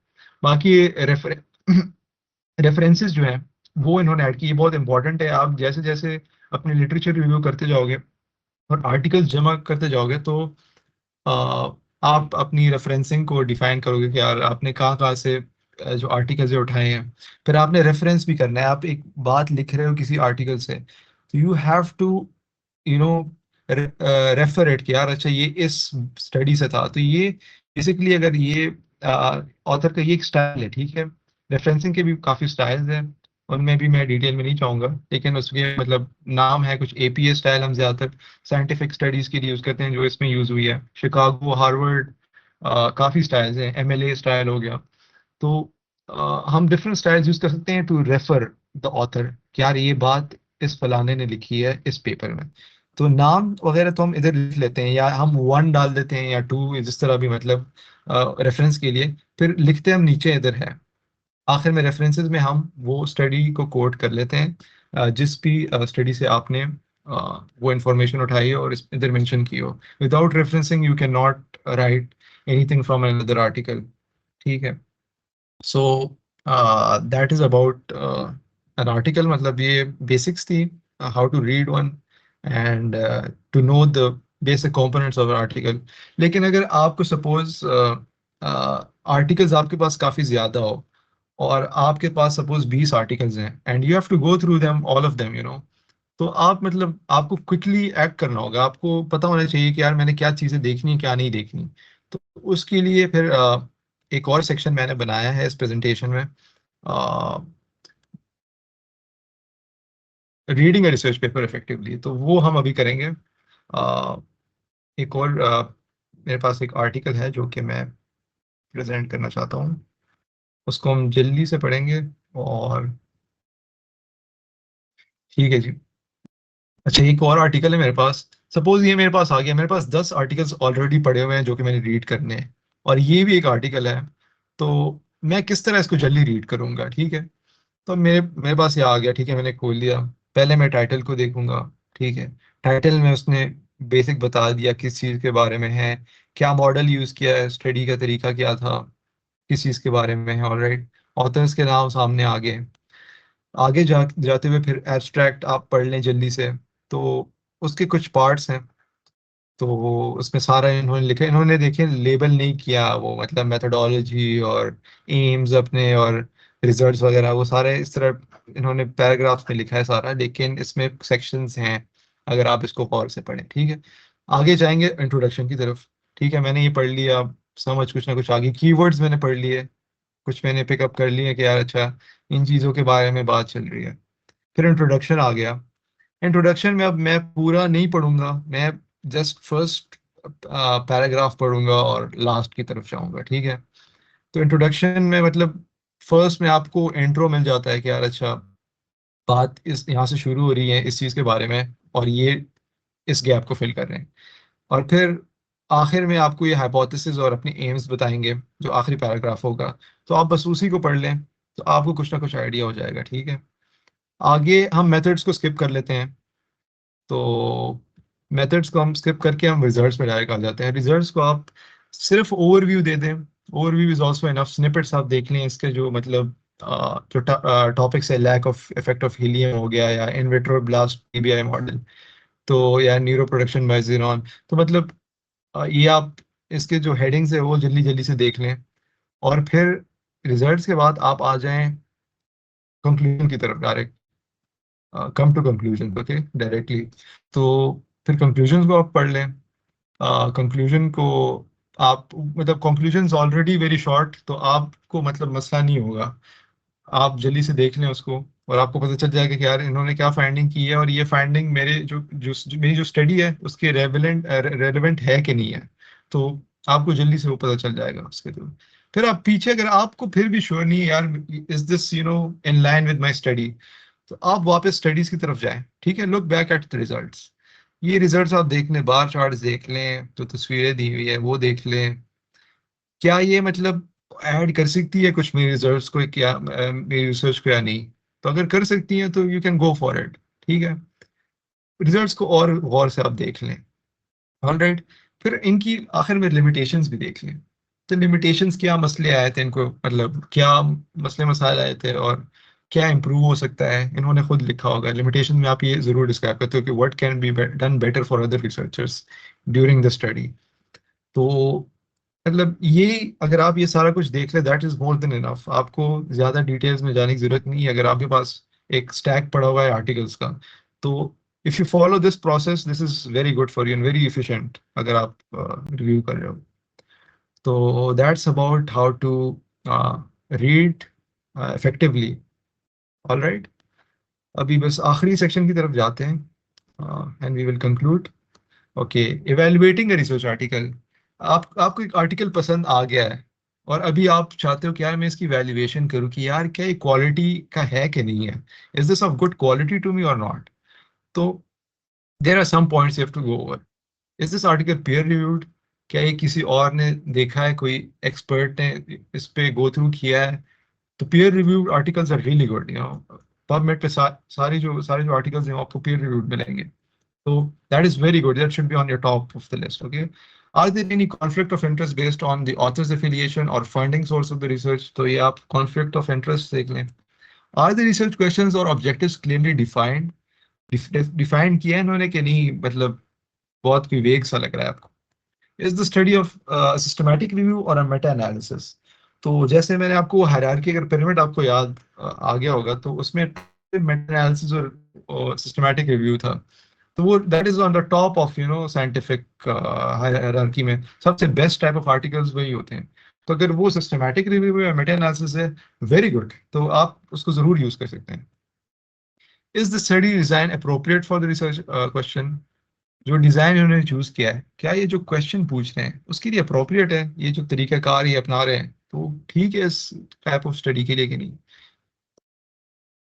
Is the sample size justified? Do the authors explain how it is representative of the wider population? तो sample size जो इन्होंने choose किया है, क्या ये justified है? कुछ ज़्यादा छोटा तो नहीं है या कुछ ज़्यादा बड़ा sample size तो नहीं इन्होंने choose किया है। तो ये क्या मतलब, जो अगर suppose इन्होंने 500 लोगों की study ये कर रहे हैं किसी एक country में, तो क्या ये wider population को justify करता है कि नहीं। मतलब अगर आप मतलब इनकम पे अगर आप अपनी रिसर्च कर रहे हैं, इनकम जो मतलब सोर्स ऑफ इनकम है, या मतलब कितना कमाते हैं लोग, अगर आप सिर्फ 500 लोगों का कर रहे हो, तो क्या वो जस्टिफाई कर रहा है पूरे इस मुल्क की जो मतलब जो इनकम है उसको जस्टिफाई कर रहा है कि नहीं। तो मतलब आप उस सैंपल साइज को देखें। Do the researchers describe the setting of data collection? Describe data collection जिस किस सेटिंग में हो रही है उसको उन्होंने डिस्क्राइब किया है कि नहीं। Does the paper clearly describe the measurements used? कौन सी मेजरमेंट्स यूज हुई हैं, किस किस वैल्यू की, तो वो डिस्क्राइब हुए कि नहीं हुई। Did the researchers use appropriate statistical measures? तो स्टैटिस्टिक्स एनालिसिस वगैरह में, डेटा एनालिसिस में क्या उन्होंने अप्रोप्रिएट उन्होंने स्टैटिस्टिकल मेजर्स अपनाए कि नहीं अपनाए। तो ये भी आपने देखना है। अगर आप ये मतलब बहुत डिटेल में जा रहे हो, तो you have to see these things, you know, if you are speaking out a topic, sorry an article. Are the research questions और ऑब्जेक्टिव्स आंसर्ड? जो क्वेश्चन उन्होंने शुरू में किया है, क्या वो उन्होंने खुद आंसर किया है, उनका जो डेटा सेट है क्या वो आंसर कर रहा है उसको कि नहीं। तो ये भी आपने देखना है। Did the researchers account for confounding factors? Confounding factors उसको कहते हैं ना, उसको लाइक थर्ड एक वो कहते हैं, मतलब सपोज अगर मैं अपनी स्टडी कर रहा हूँ, अगेन स्मोकिंग वाली एग्जांपल में दूंगा। बंदा स्मोकर है और उसको लंग कैंसर हो रहा है, ठीक है। अब कोई और फैक्टर उसको कंट्रीब्यूट कर रही है कि नहीं, लाइक कोई फैक्ट्री में काम कर रहा है या कोल माइन में वो काम कर रहा है, उसकी वजह से तो उसको वो कैंसर नहीं हुआ। आपने इस फैक्टर को, इस कंफाउंडिंग फैक्टर को आपने कंसिडर किया है कि नहीं। अगर वो स्मोकिंग कर रहा है, सिर्फ स्मोकिंग की वजह से उसको हुआ है, या वो जो कोल माइन में काम कर रहा था तो उसकी वजह से भी तो हो सकता है। तो आपने इस फैक्टर को अकाउंट किया कि नहीं। तो ये एक मतलब आपने इसको भी देखना है कि अच्छा, has he accounted for confounding factors. Alright. So have the researchers only drawn conclusions about groups represented in the research? तो जो ग्रुप्स हैं उनकी कंक्लूजन सिर्फ उनकी उन्होंने कंक्लूजन्स ड्रॉ की हैं या किसी और की भी। आखिरी, have the authors declared any conflict of interest? Again the same thing. All right, वो affiliation था with authors, affiliation and funding sources, और ये general conflict of interest with the information जो है, जो इंफॉर्मेशन आप प्रेजेंट करें उसके साथ। तो ये 13 चीजें आप दे सकते हो। तो अगर ज्यादा आपको नोज मिल रहे हैं तो फिर आप मतलब उस तरह क्वालिटी का आर्टिकल नहीं है। और अगर आपको बैलेंस्ड मिल रहा है, यसेस और नोज आपको इक्वल मिल रहे हैं, तो फिर आपको खुद देखना पड़ेगा कि यार is this actually appropriate for my study और नॉट। तो ये आपको खुद फिर डिसाइड करना होगा depending on the topic you are choosing. और एक this is a good guide to how you can select article for your research. So that is it. I'm going to conclude this, and yeah, these are my resources that I used for this presentation. Uh, and yes, thank you so much, guys, for bearing with me. It's been a long session, but yeah, thank you, guys, and thank you, Nautilus Research Society, for hosting me. Thank you, Naman, for such a nice session. And thank you everyone for joining. I would like to conclude this session with a few things. कुछ बातें हैं. For example, I'm really sorry for the technical glitch that happened in the middle and disrupted everything. Naman, you can stop sharing your screen now. It's fine. Okay. I'll just. अच्छा. दूसरी बात, I would like to clarify कि research is a very difficult thing to do. Let's be honest, it's not as easy as it seems. या जिस तरह हम उसको बनाते हैं कि रिसर्च करना बहुत इजी है, ठीक है। सो अगर इजी होता तो हर कोई करता ऑब्वियसली, ठीक है। अच्छा, but and the theory part, especially आपने earlier in the discussion you should have seen कि किस तरह लोग जो हैं chat में बातें कर रहे थे कि they were not understanding certain things, and it's because you're new to this, and especially जो undergraduate जो first year second year के students हैं, they are very new to this, तो it's all right, ठीक है। अगर आपको समझ नहीं आता, and the second part you saw PubMed, you saw how to read a research paper and how to identify different parts of a research paper, and that was the most important stuff. We are not like teachers जो आपसे MCQ पूछेंगे, आपसे questions पूछेंगे कि ये बताओ, ये भी बताओ, वो भी बताओ, ठीक है। So जो प्रैक्टिकल चीज़ें थी वो आपके लिए समझना ज़रूरी थी, ठीक है। And I would like everyone to go to PubMed, और पबमेड पे देखें, just Google a few research papers जो आपके फेवरेट टॉपिक्स हों उस पर, और उनको रीड करें, उनके पीडीएफ्स डाउनलोड करें, तो आपको अंदाज़ा हो जाएगा कि उसमें क्या क्या होता है, ठीक है। अच्छा, सो इसके बाद जो है I would like to share a few things with you guys. एक तो ये जो पहला सेशन था, this was like a mix of all the sessions that we are going to have इसके बाद, ठीक है। तो you don't have to understand everything जो आज पढ़ाया गया, ठीक है, स्पेशली थ्योरी पार्ट में। वो चीज़ें आपके लिए अभी समझना ज़रूरी नहीं है, वो हर एक स्टेप पे जो है, आगे हमने एक वेबिनार रखा हुआ है हर एक स्टेप पे, और हर एक स्टेप आपको एक्सप्लेन किया जाएगा, ठीक है। दूसरी बात ये कि this one was the basics. इंशाल्लाह जब आप स्टार्ट लेते हैं रिसर्च के लिए, एंड यू हैव टू, सो मैं आपको एक थोड़ा सा ओवरव्यू देता हूँ कि how the process goes. First you read your literature, और आपको पता चलता है कि यार इस टॉपिक पे रिसर्च करना चाहिए। You propose it to a supervisor और someone who knows something about that research, जिससे आप जो है वो मशवरा लेना चाहते हैं, तो आप उसको प्रपोज कर देते हैं कि यार ये रिसर्च मैं करना चाहता हूँ और इस तरह से करना चाहता हूँ। तो उसके लिए आपको you have to make a proper proposal, and on that proposal we have a webinar next week. और वो प्रपोजल किस तरह बनाना है, वो टॉपिक कहाँ से आएगा, उसमें क्या लिखोगे, किस तरह से आप जो है वो चीज़ें प्रपोज करोगे, so that's a whole template. आपको वो प्रोवाइड भी कर देंगे इंशाल्लाह हम, पूरा टेम्पलेट, और आप जो है उसको अगले वेबिनार में सीखेंगे। आफ्टर दैट उस प्रपोजल में आप ये भी प्रपोज करेंगे कि how do you want to collect your data.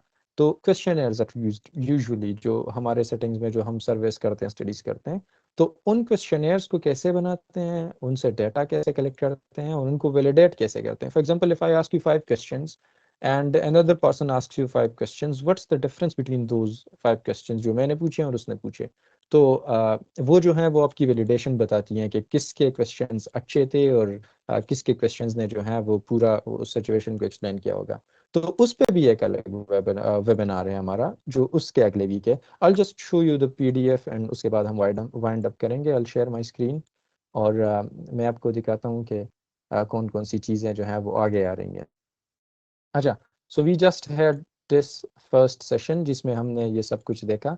इसके बाद we have a webinar on crafting comprehensive research proposal, ठीक है, जो कि अगले 11 मई पे हैं, अगले सैटरडे पे हैं। और जिस ग्रुप से आप लोग आए हैं उसी ग्रुप में इसका लिंक शेयर होगा ऑब्वियसली, वही टाइमिंग्स, अगर उसमें कोई चेंज भी आता है तो हम आपको कन्वे कर देंगे।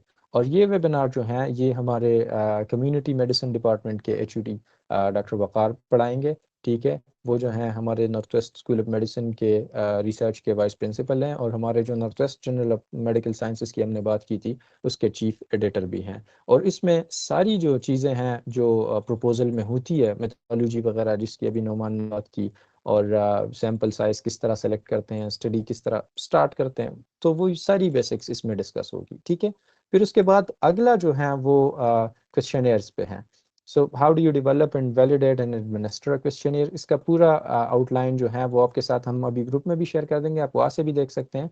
लेकिन ये फिर अगले 18 मई को है। और इसमें जो है doctor Sadia Yasin will be speaking, जो कि राशिद लतीफ़ मेडिकल कॉलेज की DME की फॉर्मर डायरेक्टर रही हैं, और अपना एक रिसर्च ऑर्गेनाइजेशन चलाती है कि जिसमें वो रिसर्च पढ़ाती हैं। So she is very very well versed in this. तो इंशाल्लाह ये वर्कशॉप वो पढ़ाएंगी। उसके बाद जब आपका डेटा आ जाता है तो उसको एनालाइज किस तरह करना है, तो एनालिसिस पे we have PhD in biostatistics, जो हमारे नॉर्थ वेस्ट जनरल हॉस्पिटल में DME में काम करती है, she is a research officer at North West. वो जो हैं वो आपको एनालिसिस पढ़ाएंगी। और एनालिसिस में जो प्रैक्टिकल चीज़ें हैं we asked her to focus on those. हमने हर एक स्पीकर से कहा है कि प्रैक्टिकल जो चीज़ें हैं उन पे फोकस करें जो बिगिनर्स के लिए भी अच्छी हों, ठीक है। तो उसके बाद जो है जब आपका एनालिसिस हो जाता है और आप पब्लिकेशन के लिए वो पेपर लिखते हैं, तो जैसे नुमान ने अभी बताया वो बहुत शार्ट था और बहुत जो है वो उसने अच्छे तरीके से बताया। लेकिन आपको ये नहीं सोचना कि बस ये तो हो गया अब तो बात ख़त्म। उस पे लिखने पे अलग से हमारा एक वेबिनार है, और पूरा आपको मतलब पूरा लिखने का तरीका बताएंगे, और वो करेंगे डॉक्टर फ़ारूक अंसार जो नॉर्थ वेस्ट के एलुमनी है, and he has 25+ publications, and he is a gold medallist in research in North West School of Medicine.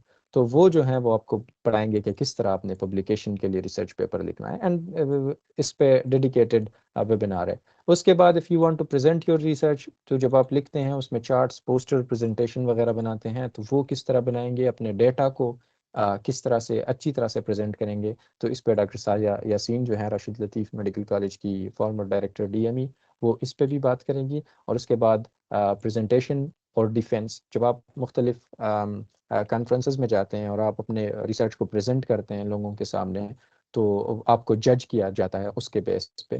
तो वो डिफेंस और प्रेजेंटेशन पे अलग से हमारा एक वेबिनार है, और इस पे स्पेशली ये जो अंडर ग्रेजुएट स्टूडेंट्स हैं जो प्रेजेंट करना चाहते हैं उनके लिए हैं। उसके बाद जब आपका पूरा रिसर्च रेडी हो जाता है तो आप उसको पब्लिश किस तरह करेंगे, किस जर्नल में पब्लिश करें, पूरा प्रोसेस आपको समझाएंगे। उस पर डॉक्टर फ़ारूक अंसार फिर से आएंगे जो ये रिसर्च पढ़ाएंगे। तो इस तरह हर एक स्टेप पे जो है हमारे पास वो मौजूद है एक अलग वेबिनार। तो the first one was actually a mix of everything, इसलिए जो है for some of you it might have been confusing, लेकिन obviously we all have the theory of it. Theory किसको पसंद है, you actually have to learn the practical work, ठीक है। अच्छा, तो लेट मी सी के हमारे Q&A में कोई क्वेश्चंस वगैरह आए हों, तो नोमान जो है वो अगर आप एड्रेस करना चाहें उन क्वेश्चंस को। अच्छा, Q&A में there is a question and it says के एक्सपोजर्स का बता दें, जो इनिशियली आप बात कर रहे थे कि एक्सपोजर्स कुछ स्टडीज में एक्सपोजर्स होते हैं और कंट्रोल ग्रुप्स और ये चीज़ें, तो what are exposures, can you unmute yourself Noman? Alright, I just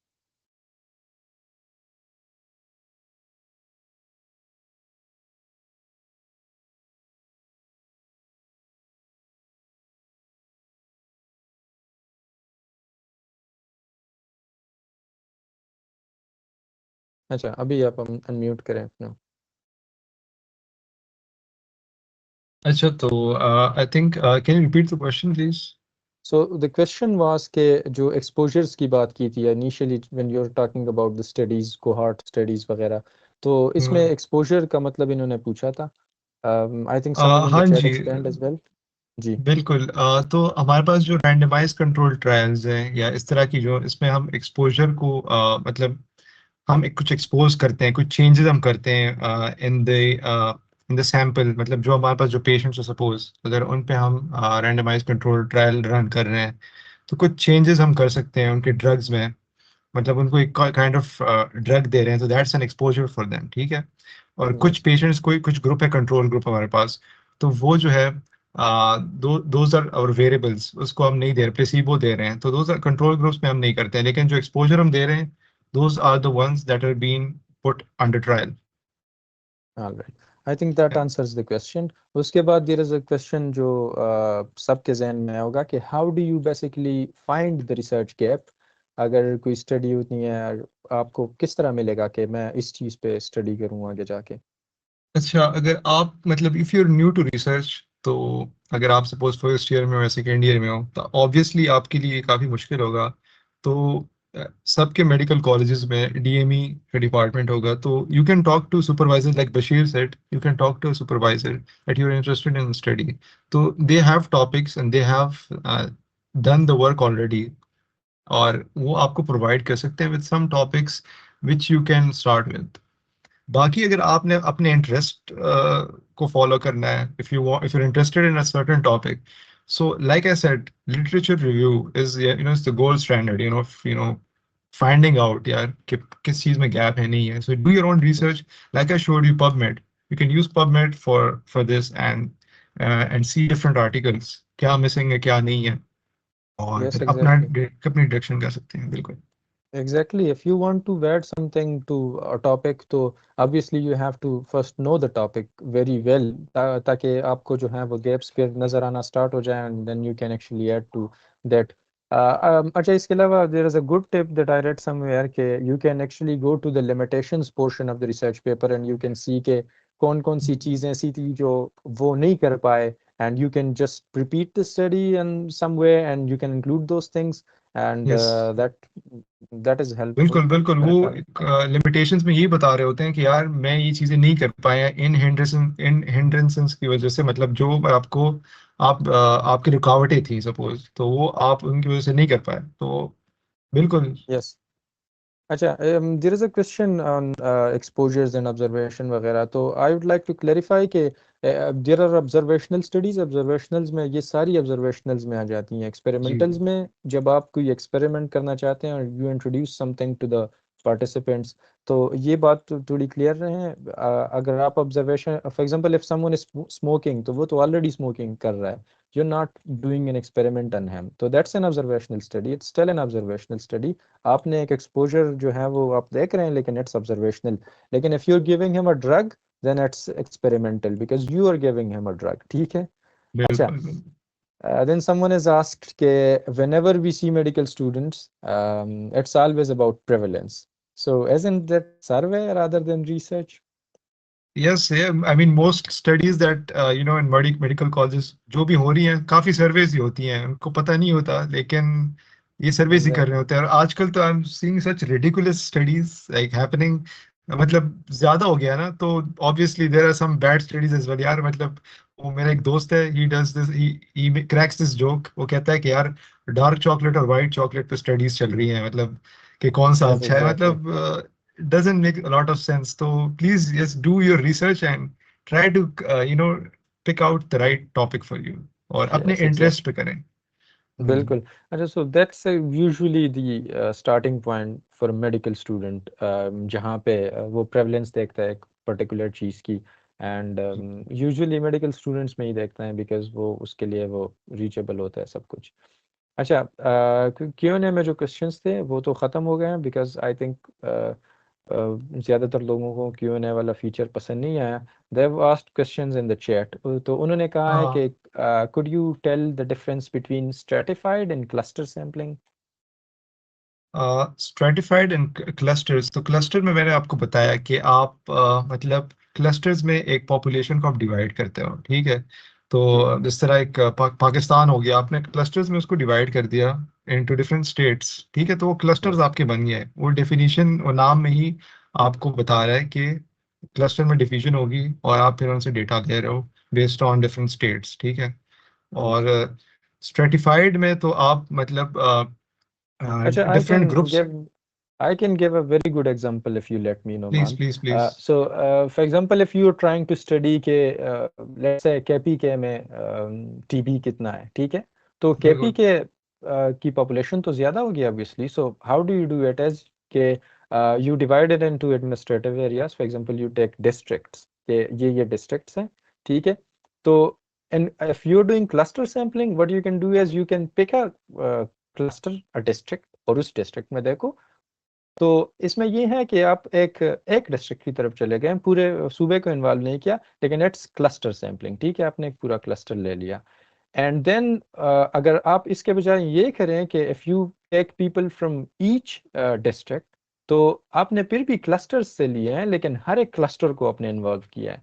तो you have done at like आपने स्ट्रेटिफाइड तरीके से किया है, हर एक स्ट्रेटा से जो है आपने लोगों को लिया है, so that stratified. So stratified is better than cluster sampling, क्योंकि रिप्रेजेंटेशन सारी आ जाती है। And I think it's a good example for it.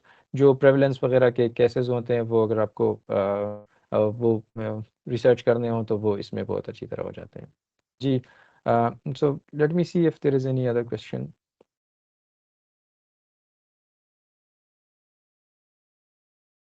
अच्छा, ये कह रहे हैं कि importance of general research topics. I think he's referring to the public health topics and clinical topics in our career.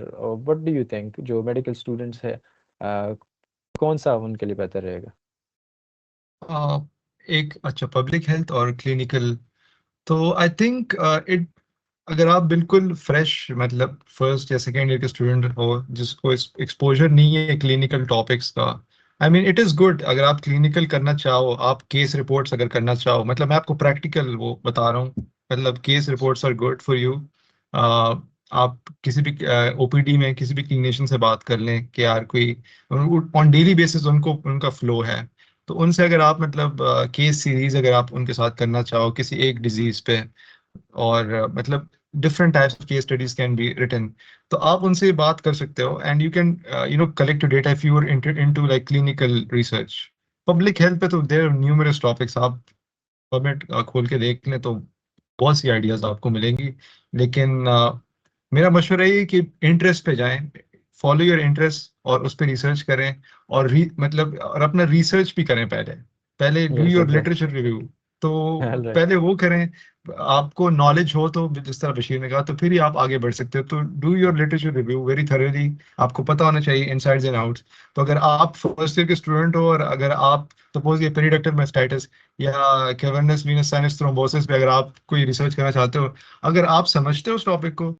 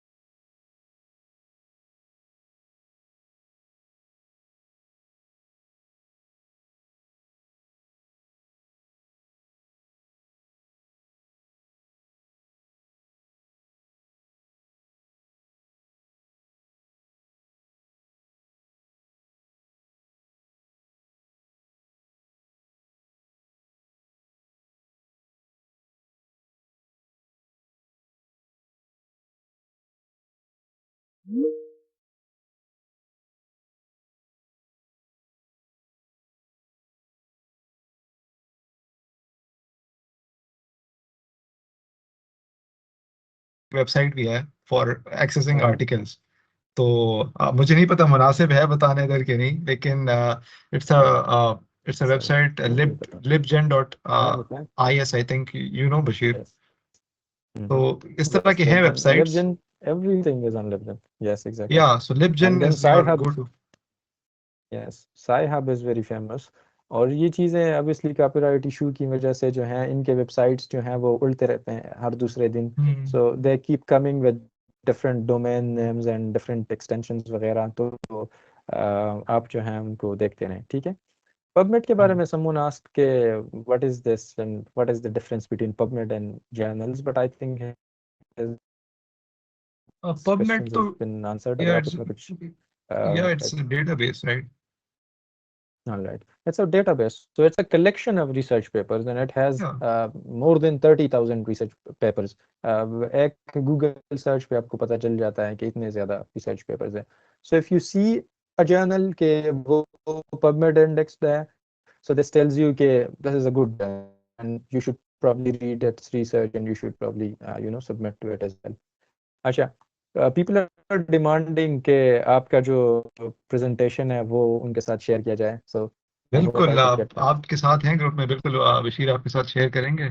और yes you can go through it. आपके मतलब मैंने ये स्लाइड्स जो लिए हैं ना, ये आपको बहुत हेल्प करेंगे अगर आप सपोज फोर्थ ईयर में हैं, आपका मतलब ये कम्युनिटी मेडिसिन का है, तो काफ़ी इससे हेल्प आपको मिल सकती है। तो yes please Yes, do share with them. Yes exactly. तो इंशाल्लाह आपका प्रेजेंटेशन भी जो जब आपको हमें मिल जाए तो हम इनके साथ ग्रुप में शेयर कर लेंगे। And then everyone has been told already, जो अगले सेशंस है वहाँ से हम प्रैक्टिकली स्टार्ट लेंगे रिसर्च का। हम पहले जो अगला सेशन है उसमें एक स्टडी प्रपोज करेंगे, सो प्रपोजल बनाएंगे उस स्टडी का। फिर उसके अगले सेशन में हम उस पर क्वेश्चनेयर बनाएंगे कि इसके लिए अब डेटा कैसे कलेक्ट करें। फिर अगले सेशन में उसके बाद डेटा जो कलेक्ट हुआ उसका एनालिसिस करेंगे। So it's like step wise. पहला वाला जो सेशन था जो अभी हमने किया, it was an overview of everything. So I know कि कहीं पे जो है ये ज़्यादा भी हो गया होगा, लेकिन आई होप कि लोग जो हैं वो डिस्करेज ना हो जाए यहाँ से। और इंशाल्लाह अगला सेशन जो है वो हमारे, जिस तरह मैंने बताया, हमारे HUD community medicine doctor Waqar पढ़ाएंगे and he is VP research as well. तो उनकी टीचिंग जो है it's very good and you guys will learn a lot from him. तो इंशाल्लाह नेक्स्ट सेशन में हमें ज्वाइन करें। And I think this was it for today. Thank you Noman, thank you for yes joining us thank you and Bashir thank for you everyone. Organizing this and thank you all. Thank you again. Thank you all. We'll just end the meeting now.